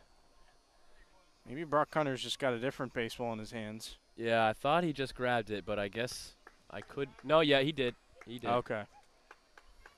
He's just giving some words of advice to Bortner, and we're going to see Josh Erd in this ball game, everyone's favorite. With the shaved head, the personality, the whole 9 yards. Erd and Presky, 2 of the guys that are just unmatched in this organization when it comes to just love. No doubt about it.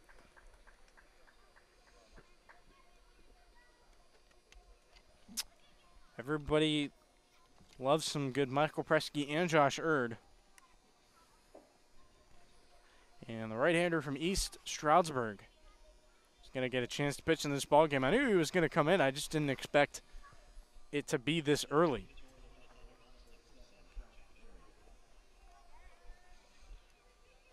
Yeah, the way Bortner was pitching, it felt like he was going to finish this inning out, and then maybe you would have seen relief after. But just the way it goes with this Bethesda team is that any real inning, they can just put it together offensively. And right now, they erased about 75% of what the Thunderbolts were able to put together in those first 3 innings. Yeah, I agree with you. I thought Bortner was going to get through 4. But instead, Brock Hunter will pull the plug and activate the bullpen. And, of course, it is an advantage. This bullpen has an extra day of rest. Pretty much all of these guys, besides starter Christian Dre, who is in the All-Star game, they were nowhere to be found on a baseball field, most likely, yesterday. So perhaps maybe that's why Hunter wants to summon the bullpen into action a little bit earlier than maybe he would have on a different day. Well, at the same time, the game was cut all the way to a 1-score game, and Bortner was getting up to about 85 pitches, so I think it was a good move. You also got to watch the pitch count as well. That's a good point. Josh Hurd coming in with inherited runners. His first pitch is a strike. Exactly what you want to see out of a reliever. Just come in with the confidence to get out of the jam. All the T-Bolts want is to hold the lead where it is. As the breaker from Josh misses.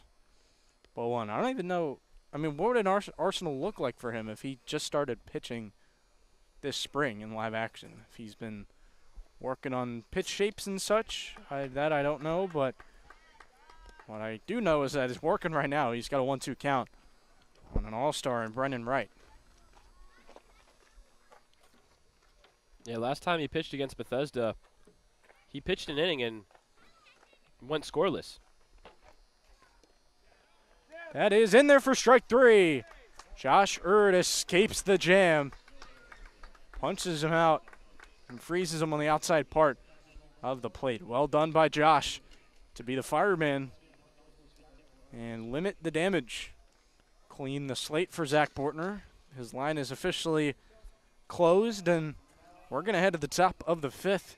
It'll be my last inning of play-by-play before I hand it off to my broadcast partner, Brian Alves, here today, but he will bring you a word from our sponsors before that. Wild Bill Sports. Wild Bill Sports is all about travel, baseball, and fun. At Wild Bill Sports, travel baseball is a journey players take to develop skills, increase confidence, and grow with integrity, both on and off the field. Wild Bill Sports also promotes community engagement and giving back. Contact Wild Bill Sports at wildbillsports.com. Wild Bill Sports, a proud supporter of your Silver Spring Tacoma Thunderbolts. Jay Hollinger's Waterman's Chop House at 8606 Colesville Road in Silver Spring serves up Chop House classics, fresh seafood, Chesapeake Bay oysters, a raw bar, and hyper-seasonal local produce. It has one of the best bars in downtown Silver Spring, serving craft cocktails, beer, and wine. Jay Hollinger's Waterman's Chop House at 8606 Colesville Road in Silver Spring, a proud supporter of your Silver Spring Tacoma Thunderbolts.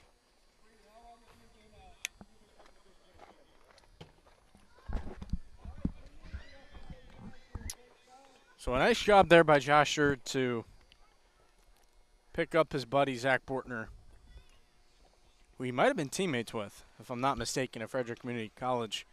Feels like Josh Hurd knows everybody, given how long he's been around, but just a huge job done by him to keep the Thunderbolts' lead intact as the Big Train were able to score 3 in response to the Thunderbolts' 1 run in the top half of the inning.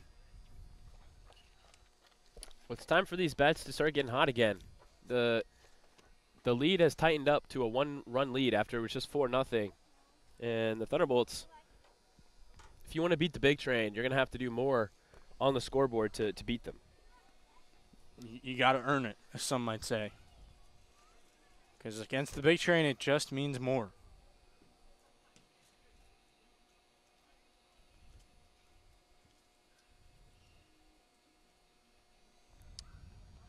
So, seems like we're on a bit of a pause here.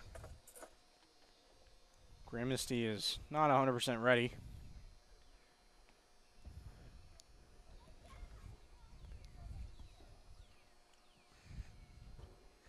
It's going to be 4, 5, and 6 in the T-Bolts order. Camacho, Cutney, and Polizzi, the latter of the two, have gone yard here in this one. I don't know about you, Brian, but I think Camacho has the ability to match it. Certainly hunting for that long ball there. But he comes up empty, strike one. He's been starting to put it together so far, hitting the ball. I mean, he was showing the power and showing the opportunity early in the season. Camacho grounds it over to shortstop. Coleman picks it up, tosses to first. And an easy 6-3 putout in the books for the Big Train. Winters quickly picks up and out. Yeah, I think Camacho might have had the opportunity to beat that one out if he was slightly faster, but it was still well hit. Just really good defensive play by the Big Train. Now Nolan Cutney, who had a huge swing that was most likely a morale booster for him coming off a season where he hit 290 for the T-Bolts in 2025 as he takes ball one low. Hasn't been the same story in 26, but hey, he's got one more homer than he did last summer. Hey, Patrick, I got a question for you. Yeah. So the Big Train are on a 9-game winning streak. When do you think their last loss was? It's a good question. Cutney squares to bunt, but misses strike two. He fully committed to trying to lay one down. Well, it was actually the second game of the doubleheader against the Thunderbolts. Wow. When the Thunderbolts walked them off. That's amazing. That was the Joey King, I believe, the Joey King walk-off. That's outside ball two. So the Thunderbolts, the last team to beat this Bethesda team, but that's been almost 2 weeks ago. Can they do it again? We'll see. And it is 2 weeks ago, actually. That misses ball three.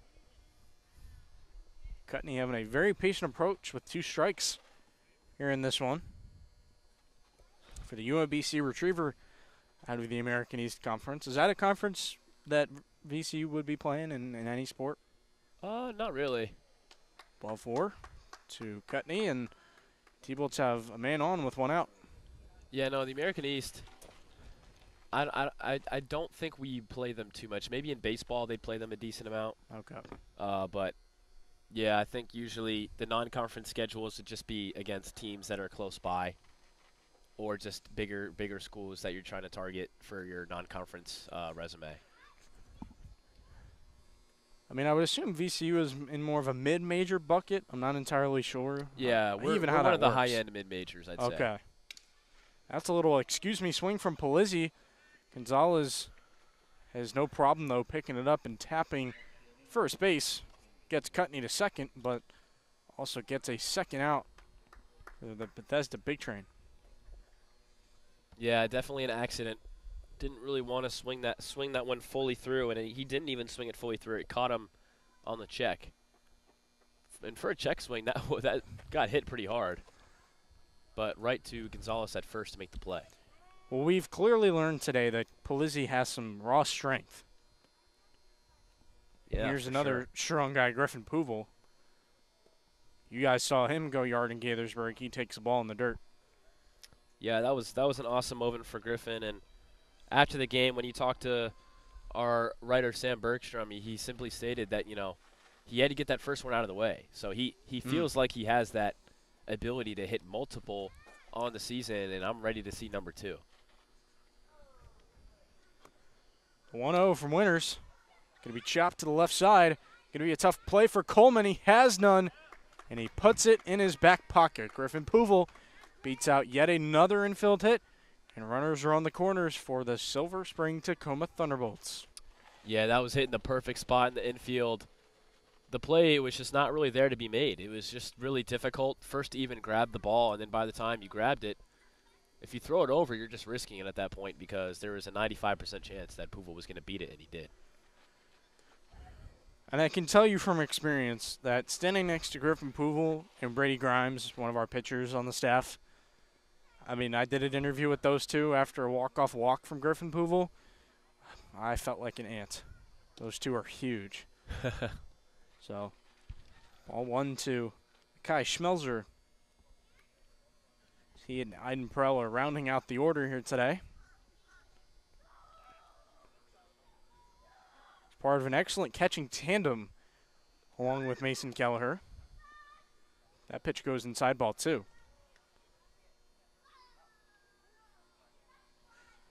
We kind of had this question of who would be starting in a playoff game between Schmelzer and Keller. I don't think there's any wrong option when it's all said and done. I mean, Kelleher can hit, but Schmelzer's got the defense. Mason Keller, I also love his throw-out ability. He really is great at gunning runners down when they steal bases as well. But yeah, just both catchers do a great job, and we're happy to have both of them. T-Bolts have had good catching rooms in the past, and Brock Connor's got a whole new crop. As that's going to be ball 4. Pouvel was off on the pitch, but Schmelzer draws a 4-pitch walk. And welcome back up, Matthew Kim. Oh, that's right. Matthew Kim is going to be answering. Good point. T-Bolt's got something cooking here with 2 outs. Your guy, Matty K. Matty K, that's right.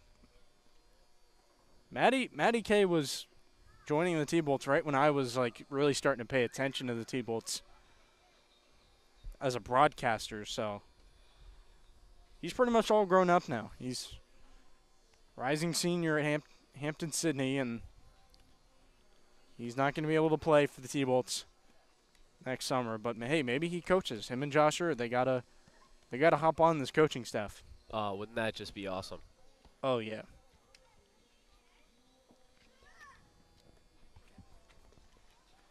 Those two are just great dudes. They're fun to be around, and they have a lot of experience with the T-Bolts. I'm sure they could pass on a lot of knowledge to the next generation in Silver Spring, Tacoma. It looks like Sal Colangelo having a word with his right-hander Winters.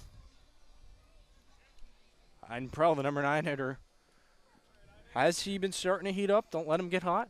He has been. Hum now? Question mark. They check the runner back at second. Puvel dives in safely. Yeah, no, Iden's really been on a tear recently. Right before the All-Star break, he had that base-clearing double that helped the Thunderbolts win that baseball game. Swung on and missed. Excuse me, they lost that game. I don't know. I got it in my head. They did not win that baseball game, but was that the he only? He put them back in it. Yeah, he put them back in Yes. it. Only was up early, and he put them right back in it with that bases clearing double.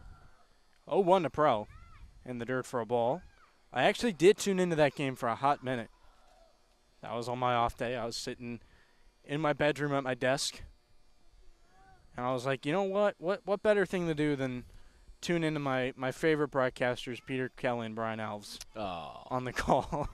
Thanks, Patrick. And hey, I brought some good luck. I felt like I tuned in, and then Prell hits that, bases clearing knock, and he's got one there, but might not have enough juice. But it is ticketed for the gap.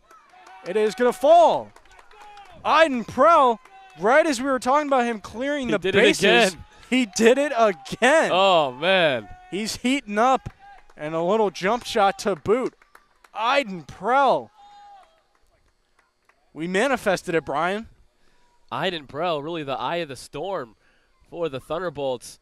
They're dealing with some adversity. It was 4-3. They were up 4-0. Bethesda climbed back in at 4-3. And Iden Prell, the eye of the storm, calms things down in the middle and clears the bases once again for another 3 RBI double. And a heck of an effort by Will Hack in center. He went full body extension. He just didn't come up with it. Now the T-Bolts are up 7-3. That's big time. That is Huge. big time. Gabe Pegues takes ball 1. And hum now Iden Prell. Or Iden Prell, pardon. The bottom of this T-Bolts order is doing a heck of a job. Pegues taps it foul.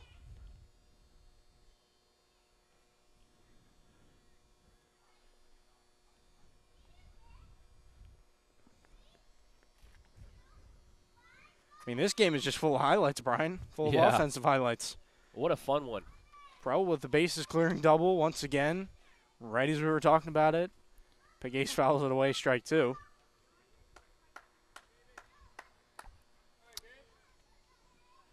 The Polizzi and Cutney homers as well.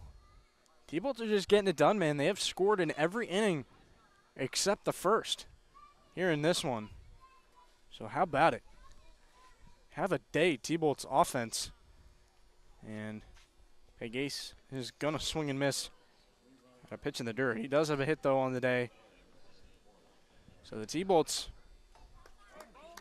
they respond with 3 runs of their own against the Big Train, who plated 3 in the bottom half of the inning. That is exactly what you want to see from the T-Bolts. And now I'll hand it off to my broadcast partner, Brian Alves, to bring you the rest of the game on play-by-play. Fetch Pet Care. Fetch Pet Care at 10111 Colesville Road in Silver Spring is your premier in-home pet care service. From dog walks, cat care, overnight stays, pet sitting, and medication administration, Fetch Pet Care provides services tailored to meet your pet's individual needs.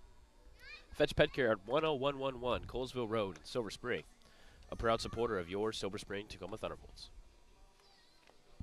Tacoma Torch. The Tacoma Torch, founded in 2019, brings laughter and a sense of fun to residents in Tacoma Park in the DMV. The Tacoma Torch features satirical articles about the region that those with a sense of humor can appreciate. Send a headline or idea their way to tacomatorch@gmail.com and watch what they do with it. The Tacoma Torch is on the web at tacomatorch.com. Tacoma Torch, a proud supporter of your Silver Spring Tacoma Thunderbolts. And wow, what a game it's been so far. 7-3 here in Shirley Povich Field, Bethesda, Maryland. Brian Alves, Patrick Moran. And wow, this was a 4-3 ball game. It looked like all the momentum was on Bethesda's side. Aiden Prell takes matters into his own hands and puts 3 runs on the board himself with the RBI double. 3 RBIs. And now Josh Hurd back up on the mound for the Thunderbolts. This has been a tremendous team effort. Really exciting overall to see how this T-Bolts team is coming together. Let's see if they can keep it going. So Josh Hurd got that final out in the 3-run bottom of the 4th, where Bethesda looked like they were right back in this ball game. But the Thunderbolts get all 3 of those runs back. So Hurd now facing 4, 5, and 6, or I should say 3, 4, and 5 of the Bethesda Big Train order. Emilio Gonzalez first is on that 2-0 count right now. Later it'll be Zachary Malvazio and Ryan Foscolo. This one smacked by Gonzalez. This one skips past second baseman Aiden Prell and will get through for a single. So Emilio Gonzalez was held 0 for 2 coming into this at-bat, but shows exactly why he's got that reigning MVP status in this league with a powerful single. Well, he's just got that sheer force. I mean, he's built like a tank, and the raw power that he has is fantastic. I mean, he was at the top of the Ripken League in homers in a Triple Crown campaign.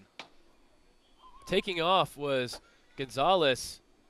He's going to get there off of a very odd play, but they do get the first out of the inning. Tough to describe, really, but Malvazio kind of tips this one short. Hurd throws it over to first, makes the play, but Gonzalez does advance to second. 1 out. You just got to take the out there. I mean, you got a 4-run lead. You can, sacrifice a runner or a run itself for an out. And that's what Hurd did. He just kind of simplified it and made a nice fundamental play on the toss to Kutney. Well, Hurd, his first pitch to Ryan Foscolo was a good one for strike 1. Gonzalez, one of the only things about him that he can't do is he's not the fastest guy on the base paths. As this one's hit right over to short baseman Colin Gibbs, but he's not able to make the play. And as that one skips by him, Gonzalez is going to come all the way home, and that'll be a run for the Big Train. Kind of a tough hop for Gibbs to play. Nothing he could do about it by the time it got to the outfield grass. And Gonzalez, who was running hard, maybe he heard that you were knocking his speed a little bit. And he said, let me turn on the motors. He's not slow, but he's not quick, I'd say. I mean, that's valid, but still, he kicked it into gear when he needed to and scored the run. Now it's 7-4. And with that play, it looked like Colin Gibbs just wasn't able to get low enough to grab it. Would have been able to get the out at first base if he picked it up for the second out. Next up, Logan Panett. He's quickly in a 2-0 count, 1 out on the board. And sitting on first base is Foscolo. There's the first strike for Hurd. 2-1 the count, 1 out. Double play ball is potentially there. Would have to force some weak contact first. And this one skips away. Schmelzer not able to get it. And advancing to second is Foscolo. No more double play. 3-1 the count after that one skipped away from Schmelzer.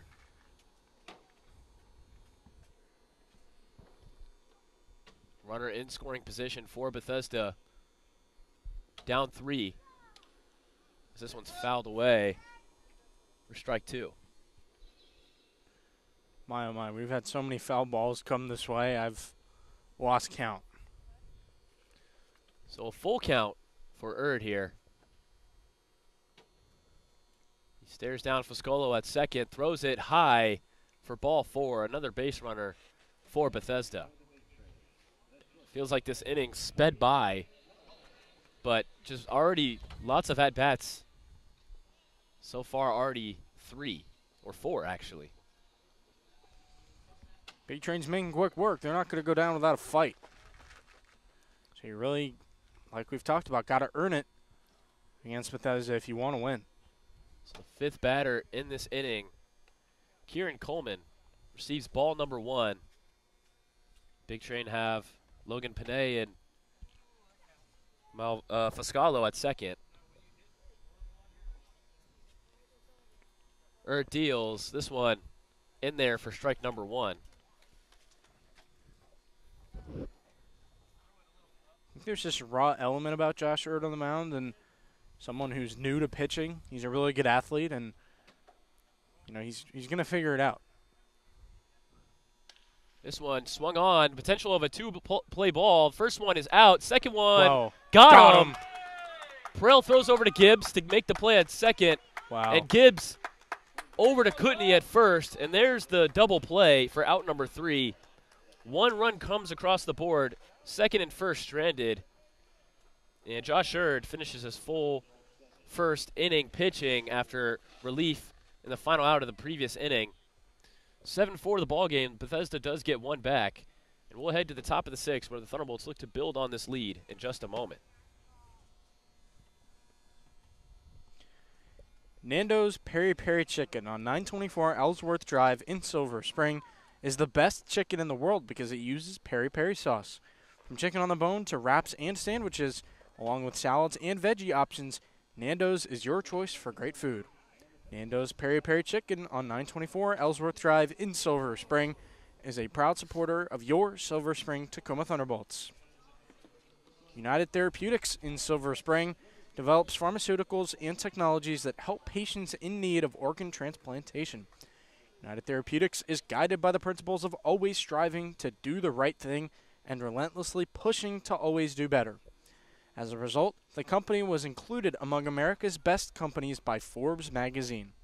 United Therapeutics in Silver Spring is a proud supporter of your Silver Spring Tacoma Thunderbolts.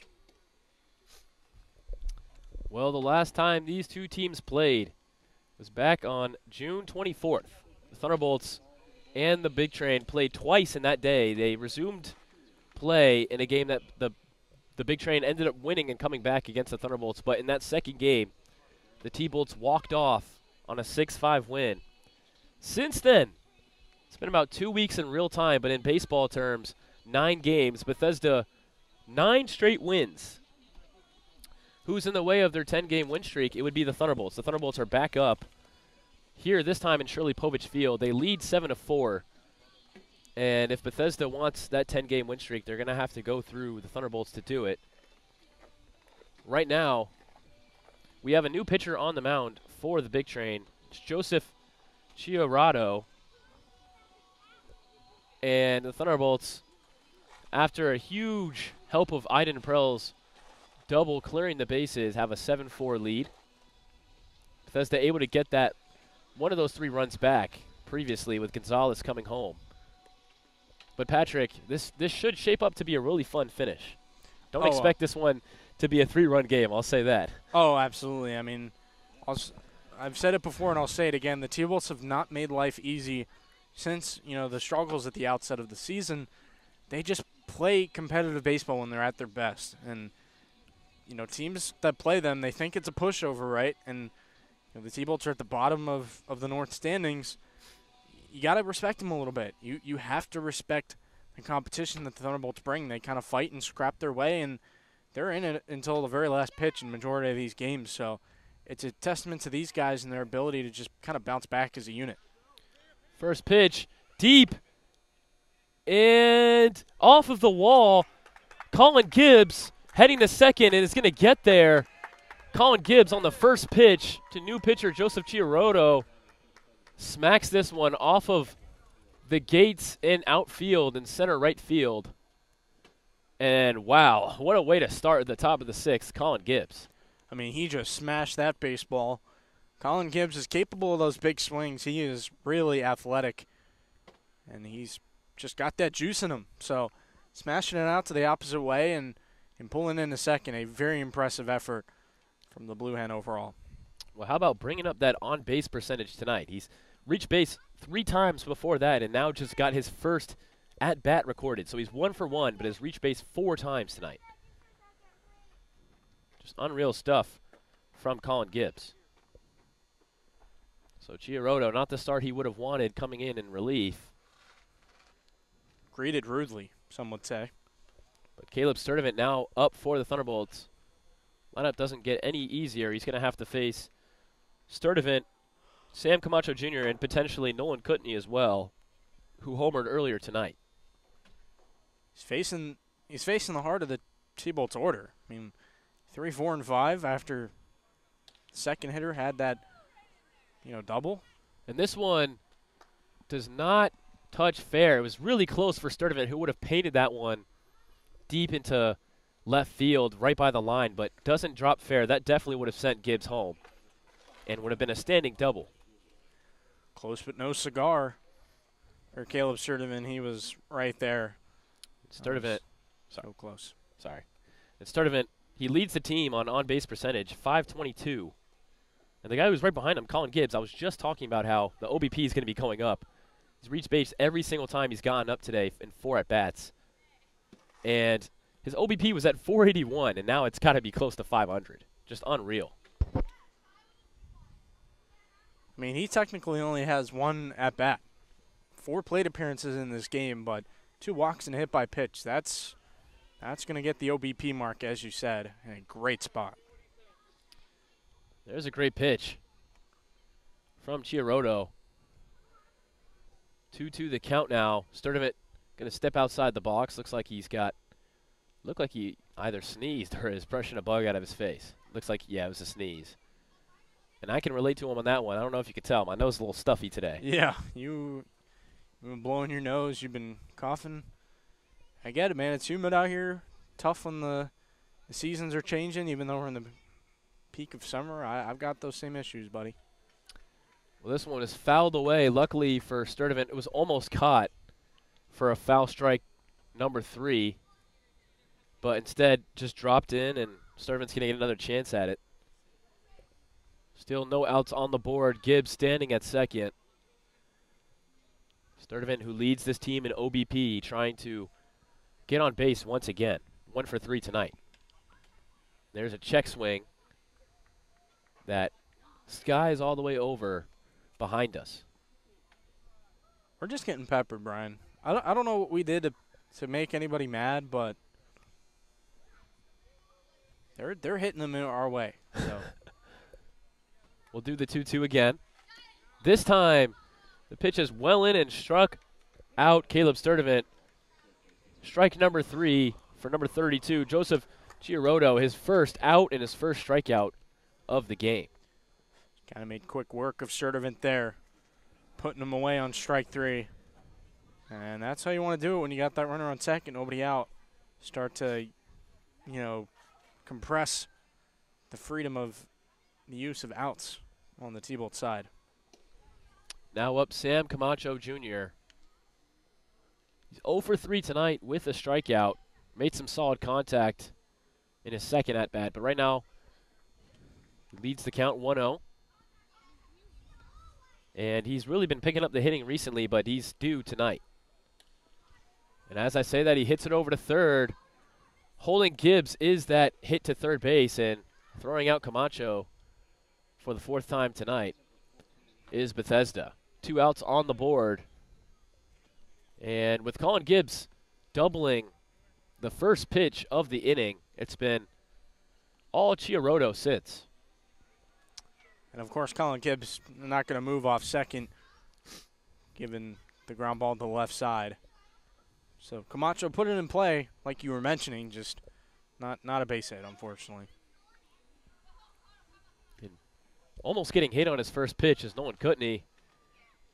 Take a little flashback earlier in this ball game. Nolan Kutney homered back in that top of the third, the solo shot, and that was his first on this season. And looking for that momentum to carry over. This one bounces in for ball number 2, gets away from Gramsty, but he's able to scoop it up and safely get that one. He's really impressed me tonight with his catching abilities. Mm-hmm. I mean, you're talking about the, caught stealing on Gabe Pagase and just how he's navigated it all. The Big Train have given up 7 runs in this game, but hasn't really phased the backstop. This one swung on by Kutney, very high in the air, tracking it in right field and caught for the third out is Zachary Malvazio. So the Thunderbolts had a double from Colin Gibbs on the first pitch of the inning, but since then, Joseph Chiaroto, who came in for the Big Train, gets 3 in a row. Thunderbolts will go back to the defense in just a moment as we head to the bottom of the 6th after a word from our sponsors. 7-4 Thunderbolts. The Parkway Deli on 8317 Grub Road in Silver Spring has been dishing up deli classics since 1963. The Parkway Deli is a family business, and their family loves to bring great food and service to yours. The Parkway Deli is open 7 days a week, 8:30 a.m. to 9 p.m. Monday through Friday, and 8 a.m. to 9 p.m. Saturdays and Sundays. The Parkway Deli on 8317 Grub Road in Silver Spring, a proud supporter of your Silver Spring Tacoma Thunderbolts. Silver Spring Jewelry is the Washington area's only complete jewelry store with a staff of 13 jewelry associates and 8 goldsmiths. Now in 3 locations in Tacoma Park, White Oak, and Silver Spring. Family owned and operated since 1971, specializing in diamonds, custom engagement rings, repairs, engravings, and cash for gold. Go to silverspringjewelers.com for more information. Silver Spring Jewelers, a proud supporter of your Silver Spring Tacoma Thunderbolts. Well, it's just been an unreal game so far as we're back here in Shirley Povich Field, Bethesda, Maryland, for the bottom of the 6th action. It's been Thunderbolts since the get-go, really, but every once in a while Bethesda throwing some punches right back. 7-4 is your ball game as we head to the bottom of the 6th, and Josh Erd is back on the mound for a second full inning. Did have that third of an inning to end out the bottom of the 4th, pitch in the bottom of the 5th where he gave up 1 run. And now he starts off for the bottom of the 6th. First pitch is a ball. He's going to have TJ Gramesty, and after Gramesty, he'll face off against Will Hack and Cal Johnson. 7-8-9-1. Like that they're rolling with the hot hand in Josh Erd coming off the scoreless frame. Maybe have a short leash for him. He hasn't gone more than, all right, now that I think about it, he had that 2-inning, 6 strikeout performance after he shaved his head. So he's got the 2 innings mileage on his arm. We'll see if they can put it to good use and he can rein it in. 2-0 the count. Make that 3-0 as that one's high upstairs. TJ Gramesty was just talking about how great of a job he's done catching tonight. He also provided that 2 RBI hit earlier in the game. And he's in a 3-0 count now. The pitch sits in there for strike 1. And number 7, Josh Erd, has had 7 runs go by on the other side of the ball for his guys offensively, trying to protect that lead. But there's ball 4. The first at-bat of the inning for Bethesda results in a 5-pitch walk. Well, Josh Erd has just got to throw more strikes. It's that simple. And, when he's around the zone, he's really good. You just got to get him there. So it's going to be the key for the T-Bolts. They might have some activity soon, but we shall see. It looks like Franco Pastella is starting to stretch out. The bad fella Pastella. That's see right. If we're able to see him. For right now, still the Josh Erd show. He's got number 1 on base number 1 in Gramesty. Throwing and catching the bottom of the zone missing the bottom of the zone for ball number 2 is Erd. And finishing out in the bottom of this order is Will Hack at the plate. Center fielder. There's a good bounce back pitch from Erd. As you said, Patrick, he's just got to throw more strikes. And the 2-0 count goes to 2-1. It's still kind of a work in progress for him as well on the mound, being new to pitching, in games. So taking off is Gramsci. Throw over. Prell got him. Yes. Schmelzer to Prell. Kai Schmelzer hasn't had a ton of throwouts this year at catcher, but there's another one right to Aiden Prell. That's a big first out to help out Josh Erd. That was huge. Right where it needed to be. Perfect placement from Schmelzer. And Prell putting the tag on him on the backside. Really well done, throwing down on that pitch. Well, the next pitch does go to Hack, and Hack heads to first base on a 5-pitch walk once again. So 2 5-pitch walks in a row. The good news for the Thunderbolts is Aiden Prell and Kai Schmelzer linked up for the out at second base, the pitch before. You think about how much better that looks now. Yeah, if Gramsci would have just stayed put, he would Yeah. have eventually reached second. Would have reached second a pitch later. This one swung hard down the first base line, but foul, luckily, for the Bolts. First pitch down to Cal Johnson. He's DHing tonight. Josh Erd's having his defense pick him up a little bit. He got the 4-6-3 double play to finish off last inning, and now he got the caught stealing in this one. After that first pitch strike, ball number 1 goes by for Cal Johnson. Johnson, the guy that you mentioned, bats both ways. This time he is on that left-hand side. We saw him on the right-hand side earlier against Bortner. 2-1 the count. Cal Johnson singled to left for that RBI earlier in the game. Throwing back to first, almost able to make the play. Really nice play by Schmelzer. Couldn't he do a little half spin to try to get the tag, but not in time. I mean, you really got to beware of those Kai Schmelzer back picks. He can do it whenever he wants. He's really good at it, giving that look to runners, and he almost had him there. And Erd, once again, going to walk his 3rd straight batter. 3 batters up, 3 have walked. Schmelzer's going to have a talk with Erd here. Try to game plan how to get these strikes across the board. Well, it's a good time to have a mound meeting. Josh Erd, 3 straight base on balls. And hasn't found the zone just yet, so Pastella is on the mound warming up. Brock Hunter might be going to him if Josh Erd allows a run. You can't have too much leeway in a situation like this, so. This one, first pitch swung on past Aiden Prell, running around third to score the run. And an RBI single for Brennan Wright. He was 0 for 3 coming into the at-bat, but there's his first hit of the game and a first RBI of the game. 7-5 we move. Scoring was Will Hack. Moving around to third was Cal Johnson. So first and third now with only 1 out. And it's a 2-run ball game.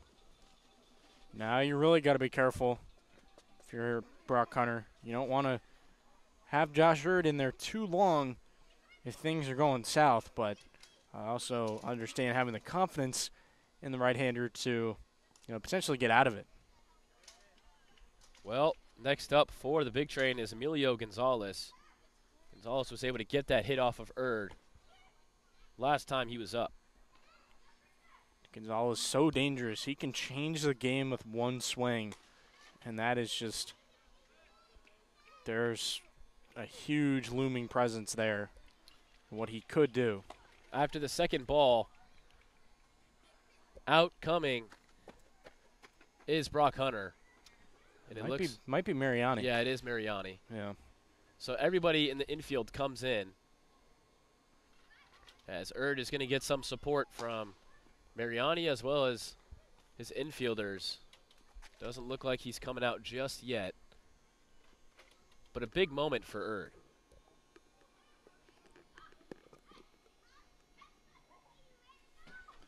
Well, I think it's important to have Josh Erd's back right now. If he knows he has the support of his teammates, maybe he's more inclined to throw strikes and try and get that contact that his defenders can pick him up with. I mean, this would have been the spot for Pistella to come in with Brendan Wright and Emilio Gonzalez being lefties, and the rest of the way, they just got righties in this big train lineup. Well, there's another ball. 3-0 the count. Erd struggling right now to throw some strikes. Perhaps you're also wary of Gonzalez's ability to just smoke a baseball. Perhaps you don't want to deal with that. Well, a 4-pitch walk is the result. Moving over to second is Brennan Wright, and moving over to first is Gonzalez. Bases loaded, 1 out. Bethesda the opportunity to take the lead if all of the runners on base score. Well, this is what we call the danger zone right here.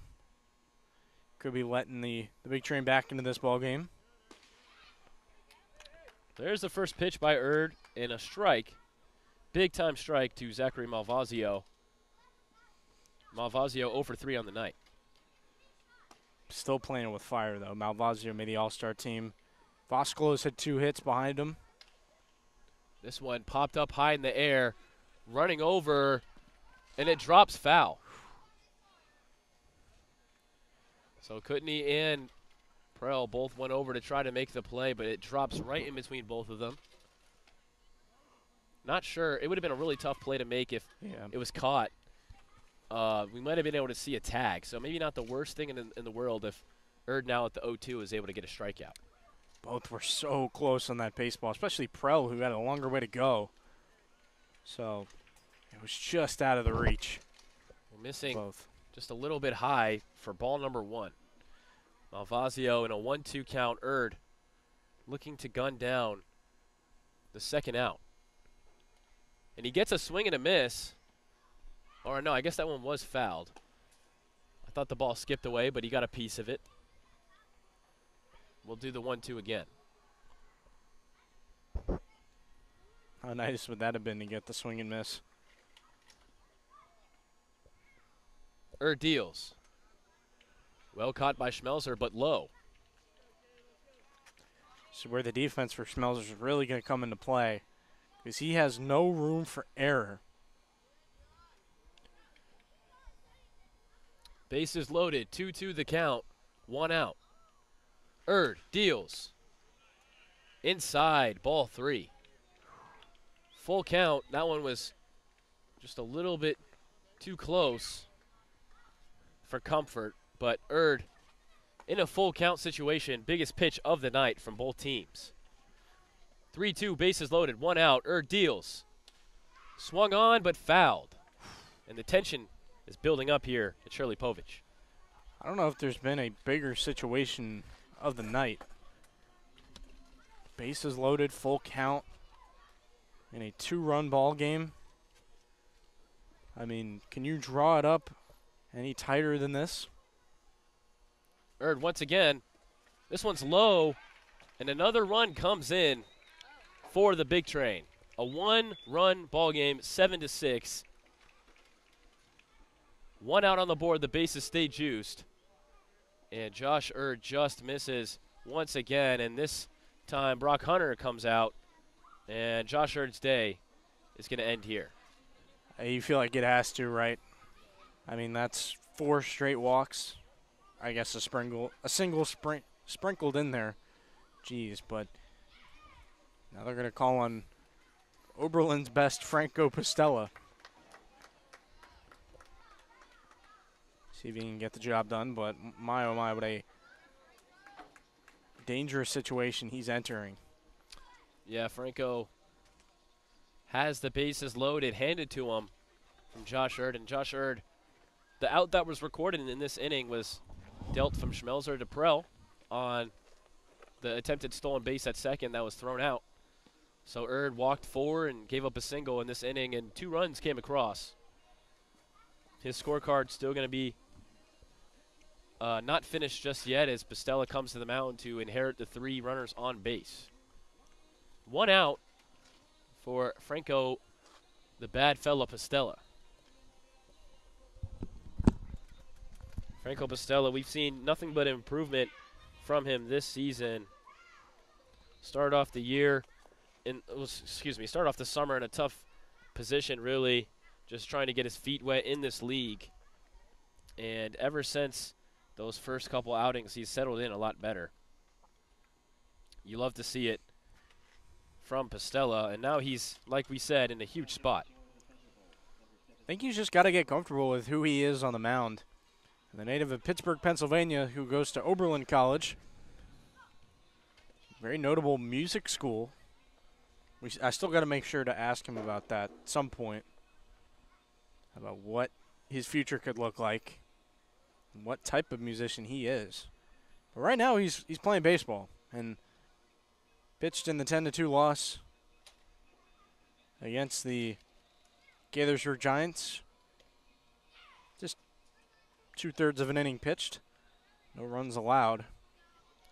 But his real standout outing was against the Metro South County Braves, where you gave him the bad fella nickname, or persona, I should say. Right. Where he went 3 scoreless innings, only allowing 2 hits and striking out 5. So if we could see that, Franco Pastella, that would be much needed and a sight for sore eyes. Right, yeah, the last 2 outings he hasn't given up any runs. So you're really just hoping that we see that version of Pastella in a situation where the Thunderbolts are just so close to getting out of a tough jam. 7-6 the ball game. Going to need everything from Pastella tonight. His first pitch is swung on, drops into right field. 2 runners going to score from Bethesda. They take the lead. So there it is, Bethesda with its first lead of the night. Ryan Foscolo, 2 RBI single as he reaches for his second single of the game. Bethesda travels all the way back from 7-3 to take an 8-7 lead. Well, on 1 pitch, the damage is done. It is now 8-7. Big Train completely changing the dynamic for the T-Bolts. And now with the runner on first and third, it's Pastella's job to just get out of it with no more. That's all you need. Looking off the first base and dealing is Pastella. There's strike 1. 1-1 the count. Logan Panay up to bat. He's only recorded 1 full at bat on the score sheet, 0 for 1. But he's gotten on base. Well, you do have to keep in mind those runs are not going to get charged to Pastella. Just inherited runners scoring. Well, caught and tagging for Bethesda. This one thrown to home. Schmelzer isn't able to catch it. The play looked like it might have been there, but just misses, and Bethesda scores another on the sacrifice fly. They now lead it by 2, 9-7. Now you just have to trade the run for the out right now. The way things are going, the trajectory of this inning, you just need outs. And the T-Bolts aren't going to be far behind given where they're at. So if they get out of this inning down 9-7, they're still going to be in a good spot.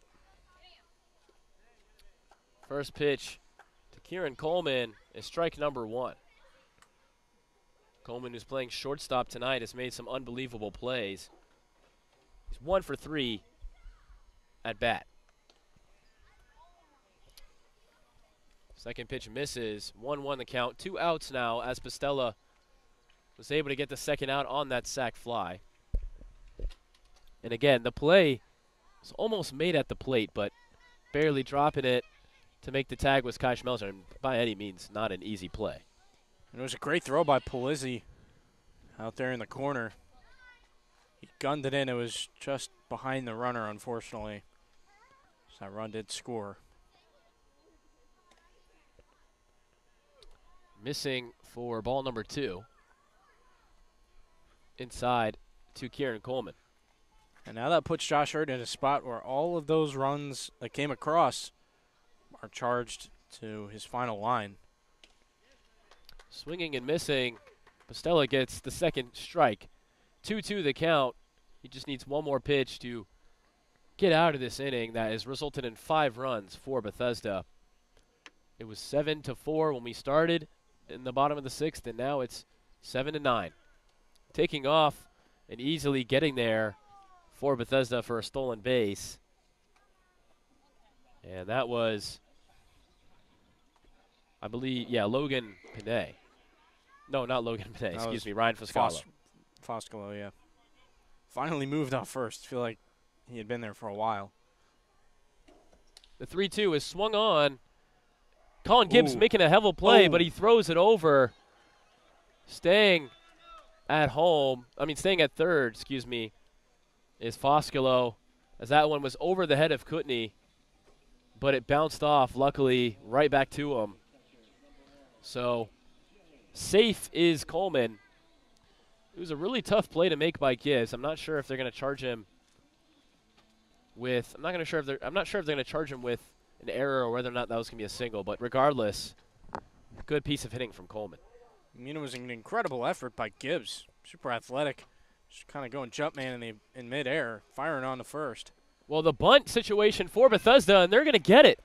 Another run scores, and the bunt from T.J. Gramasty, the catcher, results in a beauty.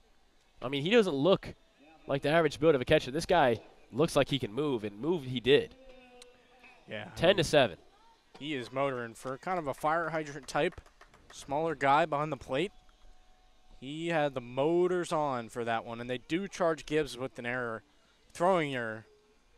So now it's 10-7. Favor of the Big Train.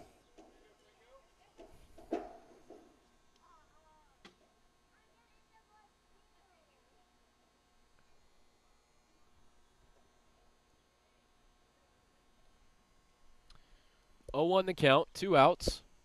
Bethesda lead it by 3 as this one is fouled out of play. Once again, right by us here. Luckily, not by my car this time. Staying in the yard. I'd rather it be close to hitting me than close to hitting my car. I'm not as expensive. Interesting. Really interesting. I feel like I can take one. As there's strike 3 by Pastella. And the Thunderbolts finally get out of this one. But the damage done by Bethesda. 6 runs come across in the bottom of the 6th. And Bethesda now leads this one 10-7. Just truly a turn of events here. And Shirley Povich, we knew that it would be tough for them to get out of this one. But Bethesda flips the script. Now leads 10-7. We'll come to the bottom of the top of the 7th inning in just a moment. See if the Thunderbolts can rally back. Sky Point Federal Credit Union. They make banking simple. Sky Point believes banking should be easy to understand, personalized, and focused on making the community a better place. Whether you're opening your first account or planning for your future, Sky Point has the financial tools to help you hit it out of the park. Sky Point Federal Credit Union. They make banking simple. Visit Sky Point's branch in Silver Spring. More at skypointfcu.com. Federally insured by NCUA and an equal housing lender. Ben Norkin of Ben Norkin Architecture at 7204 Trescott Avenue in Tacoma Park, Maryland, helps people turn their dreams into their new forever home. Whether it's a renovation, addition, or a new home, Ben will assist you in picking colors and finishes. He'll explain building codes, zoning requirements, and materials that stress energy efficiency. Ben Norkin of Ben Norkin Architecture at 7204 Trescott Avenue in Tacoma Park, Maryland, a proud supporter of your Silver Spring Tacoma Thunderbolts. Well, the script has been flipped as I got my wording mixed up there.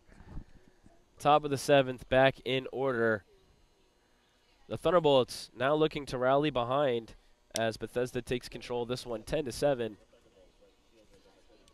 The first one to come to bat for the Thunderbolts is Marco Polizzi. He hit his first home run of the season way back in the early stages of this game, and now he'll try to replicate what he did in the top of the second. First pitch from Joseph Giarotto is strike one. Giarotto gave up that double to Colin Gibbs, and ever since has been flawless.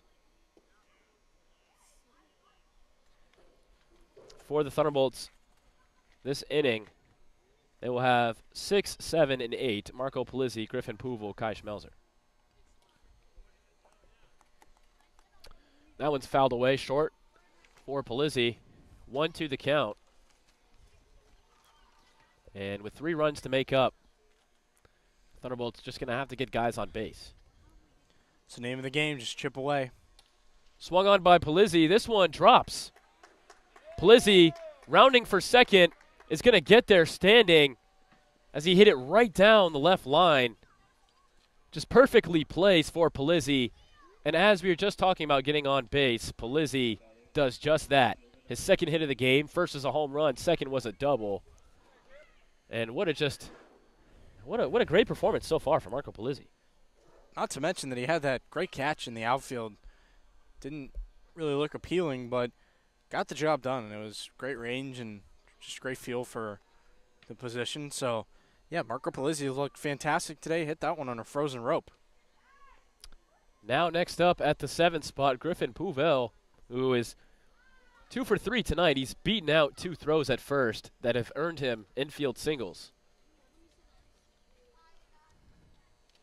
He swings hard on the second pitch of the at-bat. That gets behind him. Foul. 1-1 the count. Still 0 outs on the board. Polizzi was able to double on his first time up, but again, a double was given up to Gibbs on the first pitch of the last inning, and 3 straight outs were the next result.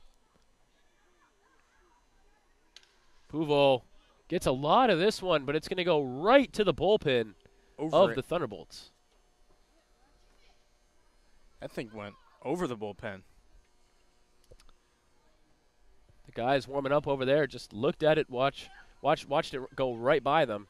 Yep. 1-2 the count. Griffin timing up the pitches. And he times up this one, but it's hit right over to third base. Holy. Great reaction timing by Marco Polizzi as he just gets back to second in time after the first out was caught. That was another frozen rope right to Logan Panea, the hot corner. That's why they call it the hot corner, folks.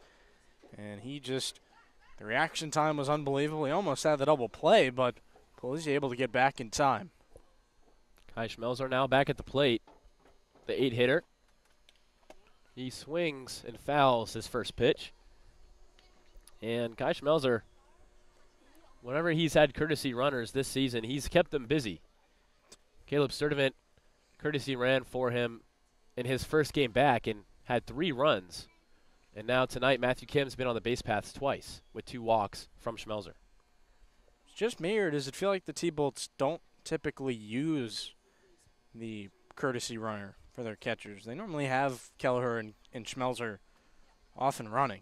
They usually do, but when you have a guy like Matthew Kim sitting on your bench, you might as well use him, as he's a very quick dude. But 2-1 the count as Schmelzer takes this one low. And looking to at least get 1 run back after 6 went by in the previous inning for the big train. Schmelzer in a big moment. That one just catches the zone. And 2-2 is the result with the second strike going by. I remember when Matthew Kim stole or got 2 bases on a overthrow and a pickoff. I mean, that's the definition of fast. That one just misses. Giarotto almost got another strikeout, but he misses, and we'll have a 3-2. Big pitch coming. 1 out. Polizzi on second. The 3-2. Swung by Schmelzer. This one going to range into shallow right field. Tagging or pump faking the tag is Polizzi, and that's a smart decision. Yeah. And that right fielder Malvazio just got it in quickly. Polizzi thought about it for a hot minute, but ends up going back. Nice barrel by Schmelzer, just popped it up. Simple as that. And I think somebody who could be good for the courtesy runner role, Cam Baker. Cam Baker's got some wheels. I'd be curious to see what he would look like doing that. Well, up next for the Thunderbolts is their 9-hitter, Aiden Prell. He had the biggest moment outside of the 2 home runs today with the bases clearing double. He's 2 for 3 with those 3 RBIs. And he's in another big spot. Hey, they're letting Prowell get hot. You got to watch out. Hum now, kid. 0-1 the count. This one high and away from Prell. 1-1. 2 outs. And the Thunderbolts are just 1 batter away from the same exact situation as the previous inning. Gibbs was able to double and then 3 straight outs. Now this time Pelizzi doubled and 2 outs with Prell on, swinging this one behind him. So we'll do the 1-2 again. Prell able to stay alive, and the Thunderbolts trying to get at least one of these back this inning. Try to focus on doing the rest of the night. Not a lot of time left. Top of the 7th. The 1-2 to Prell. Swung on way high into the air, but this one, plenty of chance to make for Panay in the 3rd as he ranges back and makes the catch. The Thunderbolts duplicate the top of the 6th here in the top of the 7th. A double and then 3 straight outs. 1 hit and 3 outs was the result for the Thunderbolts in the top of the 7th. Bethesda trying to add on to that 10-7 lead in the bottom of the 7th. The AFI Silver Theater and Cultural Center in downtown Silver Spring presents the best in American and world cinema. They show classic American mysteries from the black and white era, as well as the most modern digital content from around the world. The AFI Silver Theater also features filmmaker interviews, panel discussions, musical performances, and more. The AFI Silver Theater at 8633 Colesville Road in Silver Spring is a proud supporter of your Silver Spring Tacoma Thunderbolts. Koa Sports in Gaithersburg, Maryland is committed to shaping kids' lives through sports. Koa Sports aims to develop each child to their full potential as an athlete and as a person. They will also help your student athlete in the classroom, on the playing field, and anywhere in between. Learn more about Koa Sports at koasports.org. Koa Sports is a proud supporter of your Silver Spring Tacoma Thunderbolts.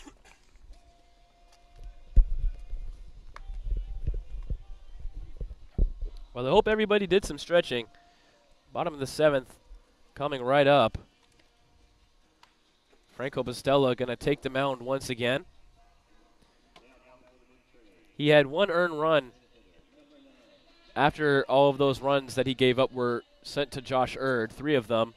So 4 came by while he was pitching, but 1 earned. 6 total runs in the inning from Bethesda in the bottom of the 6th, but now the bottom of the 7th. Things looking a little scary for the Bolts, but Pastella facing off against Cal Johnson, Brennan Wright, and Emilio Gonzalez, 1-2-3, gets his first pitch in for a strike.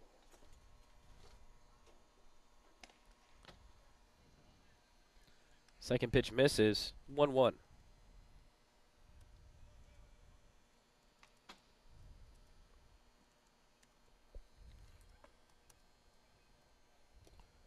Swing and a miss from Johnson. 1-2 the count for Pastella. So no subs made defensively for the Thunderbolts deep into this game. They're going to keep the guys out there. Pastella deals the 1-2. Just missed. We'll go to 2-2 the count. Cal Johnson making his 5th at bat, but only 1 registered, 1 for 1. The rest have come the way of walks. 3-2.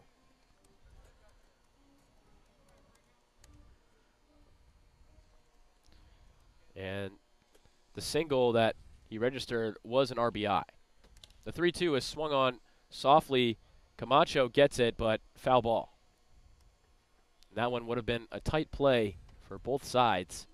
Not sure what the result would have been, whether it had been an out or a single, but doesn't matter because we'll do the 3-2 again on the foul.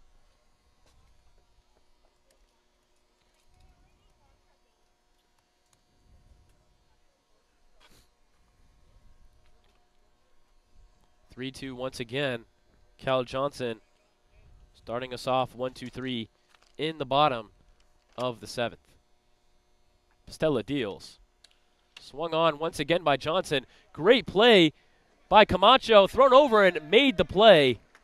Out number 1. That was really beautiful from Sam Camacho. He gets down to his knees to make the play. Throws it over to first, and Kutney grabs it right on the ground for out number 1. Well, Camacho has done a great job of the hot corner and continues to do so there. Nolan Kutney playing his position as well over at first base.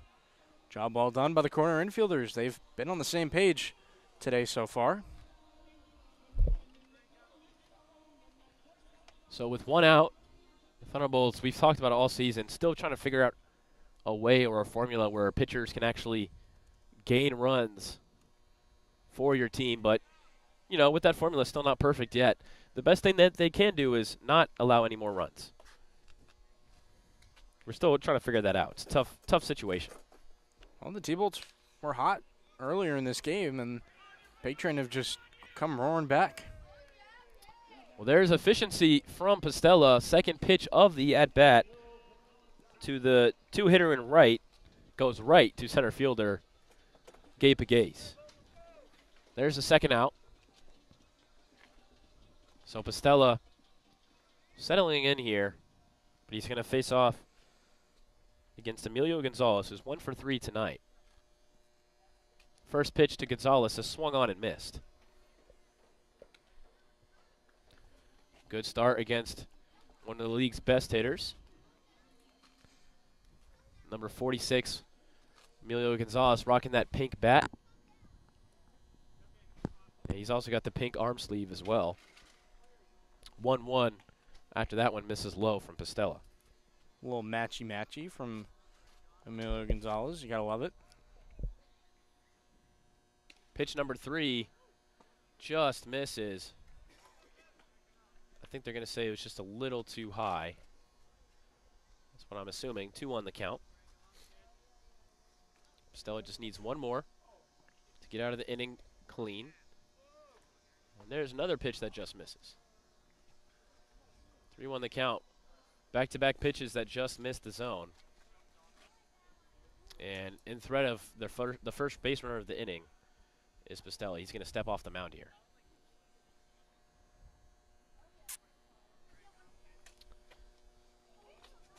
Gonzalez, third hitter, but if he's able to walk, Malvazio would be brought up. Here's the 3-1, and that is the result we'll get. A walk from Gonzalez, a 5-pitch at bat, and now Malvazio is going to come back up for the 5th time tonight. He's 0 for 3 on the day with a walk. Well, there's some activity in the T-Bolts bullpen. They got Ryan Becker up and warming. Can't tell who the other name is, but regardless, they have bullpen activity. It might be last inning for Pastella. Franco lands the first pitch to Malvazio for strike 1. Gonzalez sitting at first. This one is way inside for ball number 1 as Malvazio takes a scooch back. Brushing him off the plate a little bit. Gotta be wary. 1-1 count. Pastella deals. Swung on. This one caught by Baker. He throws it over to second, and Prell able to make the out there with the force at second. So there's the 3rd out. No runs come across for the Big Train. Pastella does his job in making sure that this one does not increase in the score. 10-7, the ball game. The Thunderbolts will have a chance to get back in it with 6 more outs provided. Top of the 8th coming in just a moment on the Thunderbolts Baseball Network. Parkview Capital believes your financial strategy should reflect more than the numbers. It should reflect you. As a trusted investment advisory firm, Parkview Capital partners with individuals and families to build and protect wealth. Parkview Capital personalizes strategies rooted in your values and long-term goals. Whether you're growing your portfolio or preserving a legacy, Parkview Capital crafts a clear, customized path to your financial future, one that evolves with you. Parkview Capital, a proud supporter of the Silver Spring Tacoma Thunderbolts. Dan Metcalf has long been a supporter of the Silver Spring Tacoma Thunderbolts, and now he's at a new location, the Finn Family Group of Perennial Real Estate. If you want to find that perfect home in the perfect community, the Finn Family Group is for you. The Finn Family Group believes in community, and they bring that sense of community when working with clients to find homes in the Silver Spring Tacoma Park area. Call them today at 301-450-6999. Once again, that is 301-450-6999. The Finn Family Group, a proud supporter of the Silver Spring Tacoma Thunderbolts. And just a quick note, that was John McGowan who was warming up with Ryan Becker on his side. Well, the good news for the Thunderbolts, although they are down 3 runs, the top of the order starting up. 1, 2, 3 for the Thunderbolts. Pegace, Colin Gibbs, and Caleb Sturdivant. No better part to potentially get a rally started. First pitch to Gabe Pegace is outside for ball 1. Chiaroto has now gone 31 pitches. 2 innings pitched, 0 earned runs, 2 hits, both doubles. But other than that, a spotless 6 outs. Pitch number 2 also misses. 2-0 the count. The Thunderbolts haven't gotten a walk on Chiaroto yet. Gabe Pegace trying to open that door. Almost as good as a double when you can walk if you're Gabe Pegace. Good point. There's strike 1 that catches the zone barely, and Chiaroto now a little bit back into this one. 2 on the count. He's really provided a great arm tonight for the Big Train. He's brought a lot of pitches and 2 innings pitched, now out for his 3rd one. This one is inside for ball 3. Well, he's kind of a multi-inning reliever. He's only made 2 appearances for the Big Train, coming from the University of Alabama. 5 1/3 innings, K-8. Pegace gets a handful of that one, but it hits off the light pole. Wow. Right behind us once again. So now we'll do a full count, 3-2 for number 32, Joseph Chiaroto. Chiaroto against Pegace. The duel finishes with Pegace swinging this one over to shortstop. Can Pegace leg it out? He cannot. Beaten by a step. There's the first out. He gave it all he had running down the line. I mean, that dude just hustles out of the box. Got to give him credit. Hit it hard, just right to the shortstop, Coleman. Yeah, Coleman had to be quick there, and he was. Huge first out for the Big Train. That was a full count that they were able to get out of. Next up, Colin Gibbs. Gibbs was the first batter to face Chiaroto, and he took the first pitch and hit it off the wall.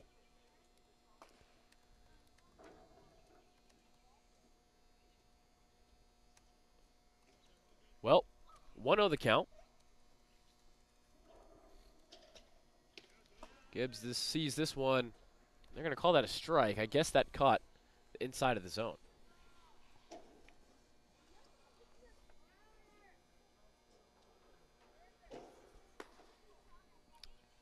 The 1-1. They're going to call that a strike as well. So back-to-back placement in the same spot. That gets a nice call from the umpire. 1-2 the count, 1 out. Chiaroto deals. And there's strike 3 looking. 3 pitches in a row in a similar spot, and Gibbs just unable to do anything about it. Just ran out of answers in that at-bat for Colin Gibbs. Chiaroto was attacking the zone on him and just put him in his back pocket in that at-bat. Caleb Sturdivant, the last lifeline in the top of the 8th. Only 4 more outs for the Thunderbolts to get 3 more runs.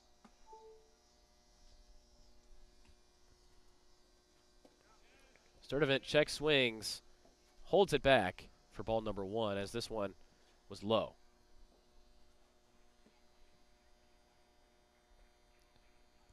Sturdivant has the power to at least get one back if he could himself.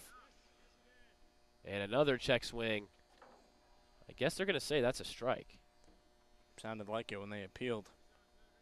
Thought he held it back, but everyone around me disagrees. 1-1 the count. That one was high.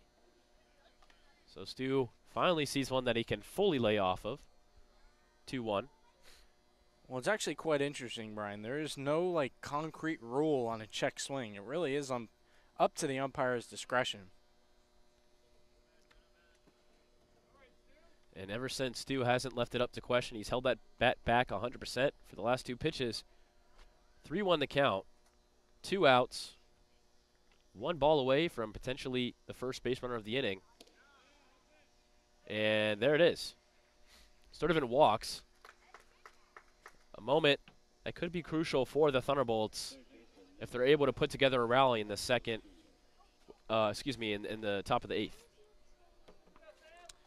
I'm sure they'd love it if they could. It's going to be tough with 2 outs, but Sturdivant walk is certainly going to help. And we'll see if the hamstring is feeling well enough to take off for second. Well, we saw great base running from him before he even came back into this lineup. When he was injured, he did some place running. But Sam Camacho Jr., who was 0 for 4 tonight with a strikeout, is the potential final out of the top of the 8th if he's not able to produce a hit here. Just feels like he's due for a big swing in big situations at the drop of a hat. See if he can do it here. The 0-1 is swung on and missed from Camacho. So now 0-2 count, 2 outs. Camacho just trying to stay alive now. Settling in is Chiarodo. He's going to take a second here before he steps back onto the mound. He's really impressed tonight. Hasn't given up a run all season for the Big Train in just 2 appearances, and might have a similar result if he can just get 1 more strike. 0-2 the count. Chiarodo loads, steals, swung on and missed. Sam Camacho Jr. was fishing a little too low for strike number 3 swinging. And Chiarodo, 3 full innings pitched, 3 strikeouts, no earned runs on 50 pitches. It's making it hard for this Silver Spring team to get back into this game. We will head to the bottom of the 8th where the score stays where it is. 7-10, Bethesda Big Train leads. We'll be right back on the Thunderbolts Baseball Network. Athletic House on 18952 Bonanza Way in Gaithersburg, Maryland is a promotional product distributor making mugs, pens, and t-shirts for advisors.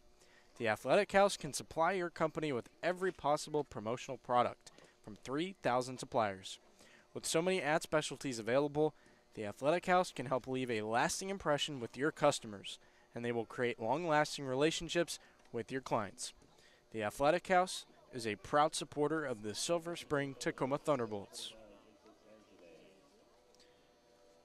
The Radial Tire Company on 9101 Brookville Road in Silver Spring specializes in balancing, repair, and installation of your car's tires.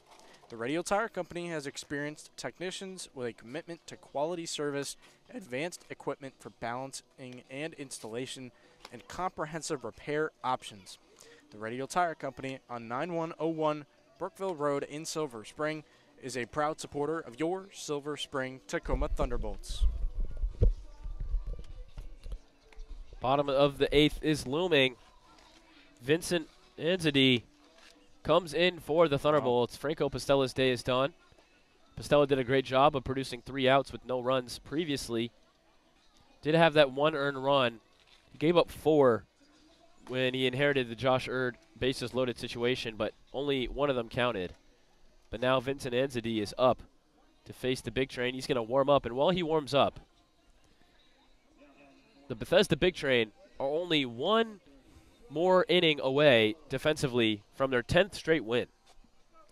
Truly just crazy. You thought earlier in this game, 7-3, the Thunderbolts were leading it, that it seemed like the Thunderbolts were going to have their second win in a row against the Big Train, but the Big Train seeming to be inevitable here.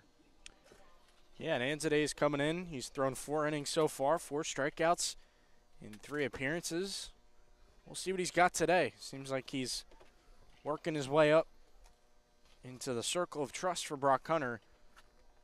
I mean, it's loud stuff from a rising freshman going to Dominican University, so we'll see what he's got here in this one. First pitch from Anzade misses for ball 1. He's facing off against Ryan Fuscalo, who's 2 for 4 with 2 RBIs. He's going to get 5, 6, 7 with him, Panay, and Kieran Coleman. Potentially Gramesty and Hack as well. Anzade deals. There's his first strike provided from a swing and a miss from Fuscalo. Kind of surprised that, you know, the T-Bolts decided not to go with one of Becker or McGowan. Both were warming up in the bullpen, but they're going to summon Anzade instead. This one misses, 2-1 the count. The Thunderbolts were really just leading for 80% of this ball game. Started off with a 2-0 lead in the top of the second. Then it got extended to 3-0 from a Nolan Kutney home run. Got all the way up to 6-1 to 7-3 at one point, but it's been all Bethesda since due to the 6 runs in the bottom of the 6th. Well, that's what Bethesda can do to you. They can blitz teams with the best of them. That's pretty much what they did.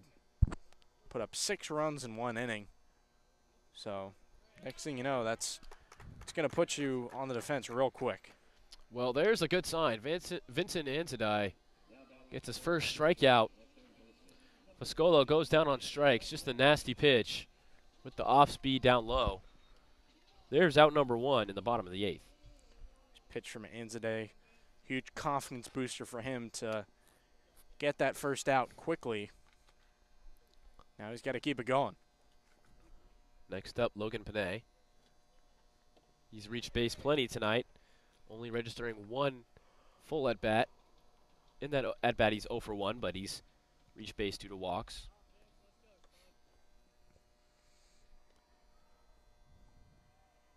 Oh, 0-1 the count.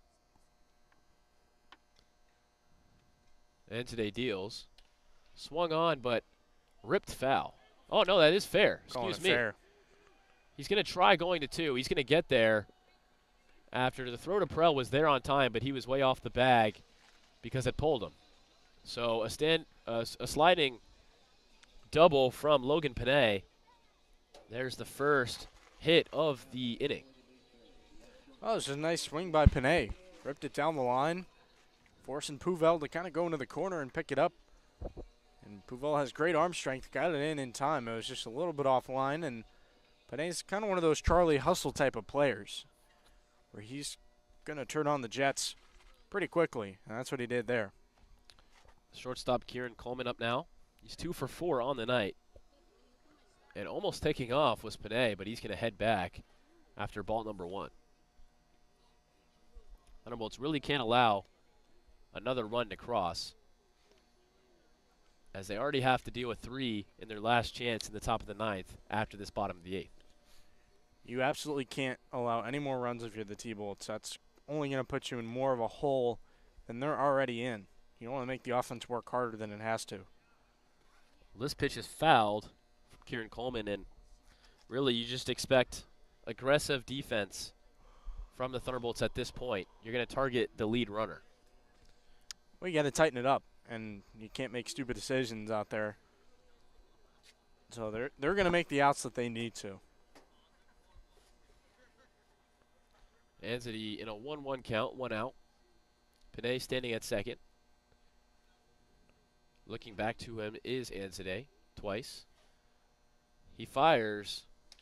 Swung on. This one right to Prell.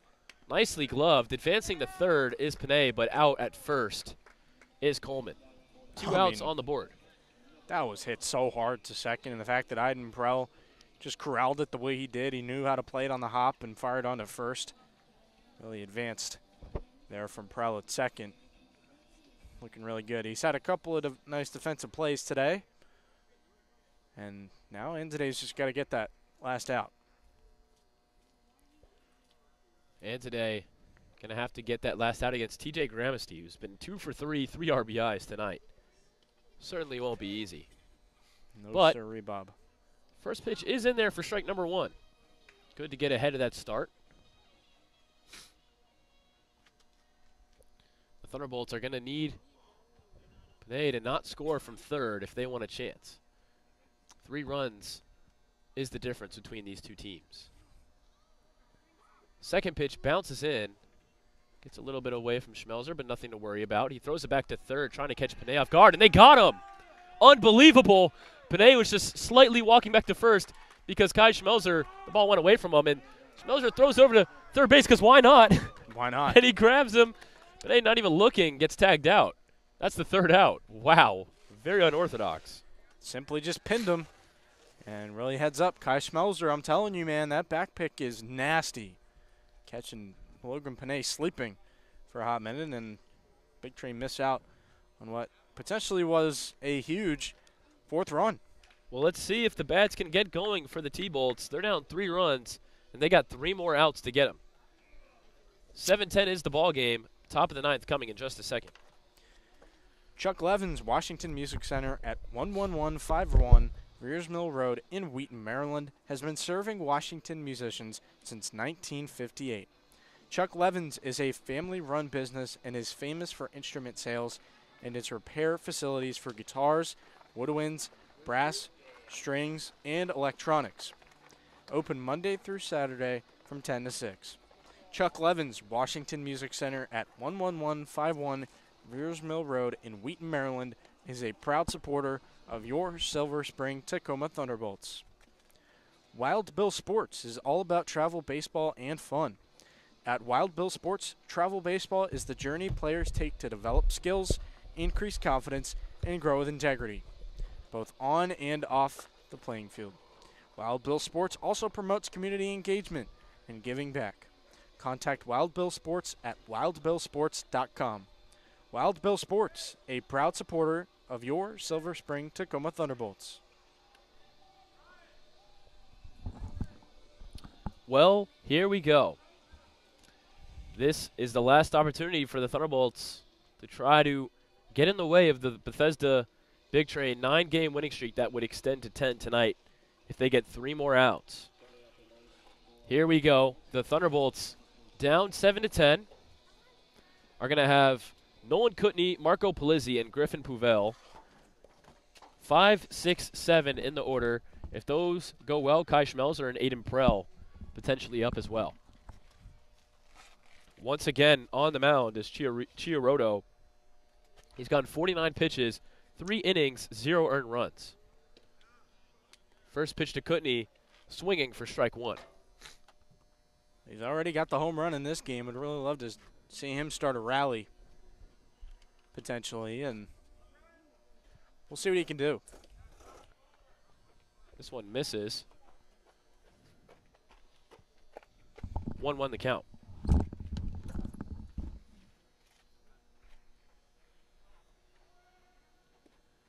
Down low for ball 2.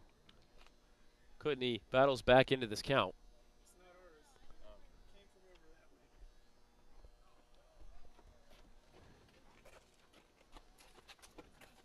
Kutney takes a hack at this one, but it goes right underneath him for strike number 2. That one caught the catcher, but TJ Gramesty is okay. 2-2 now. Nolan Kutney trying to be the first base runner in a potential rally from the Bolts, and Chiarito trying to end that possibility. That one low for ball 3. Kutney thought about it, but stayed back, and we'll have our first full count here in the top of the 9th. Well, first full count on the first hitter, so see what. 3-2 for 3-2. Swung on and missed by Kutney.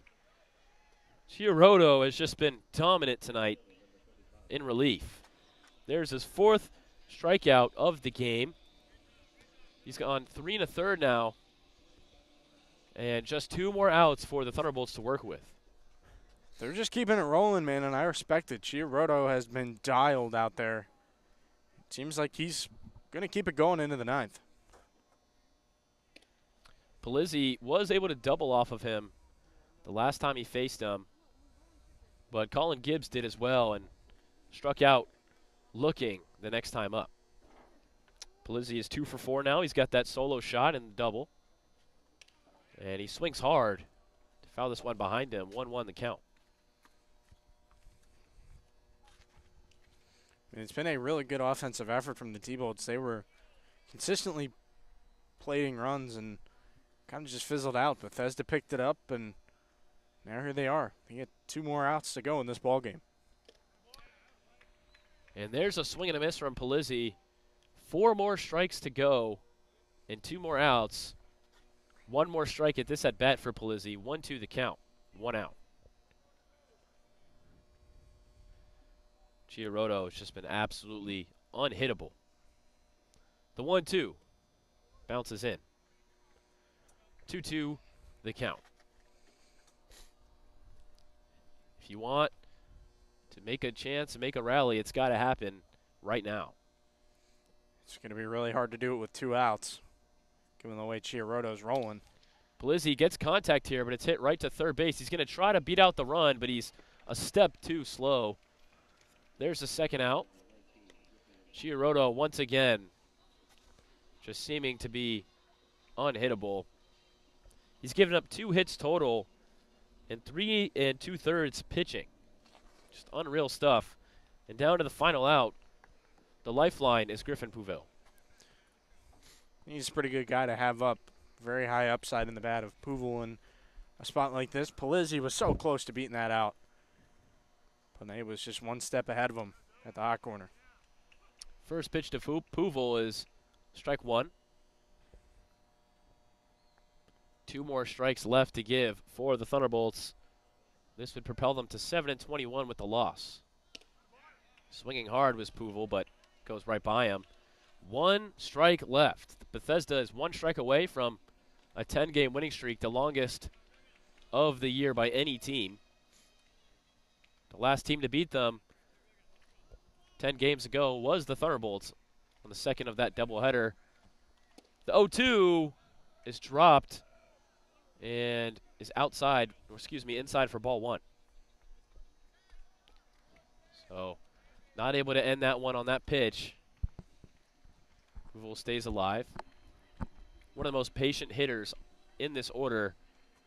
It's going to be hard to be patient when you got 1 strike left.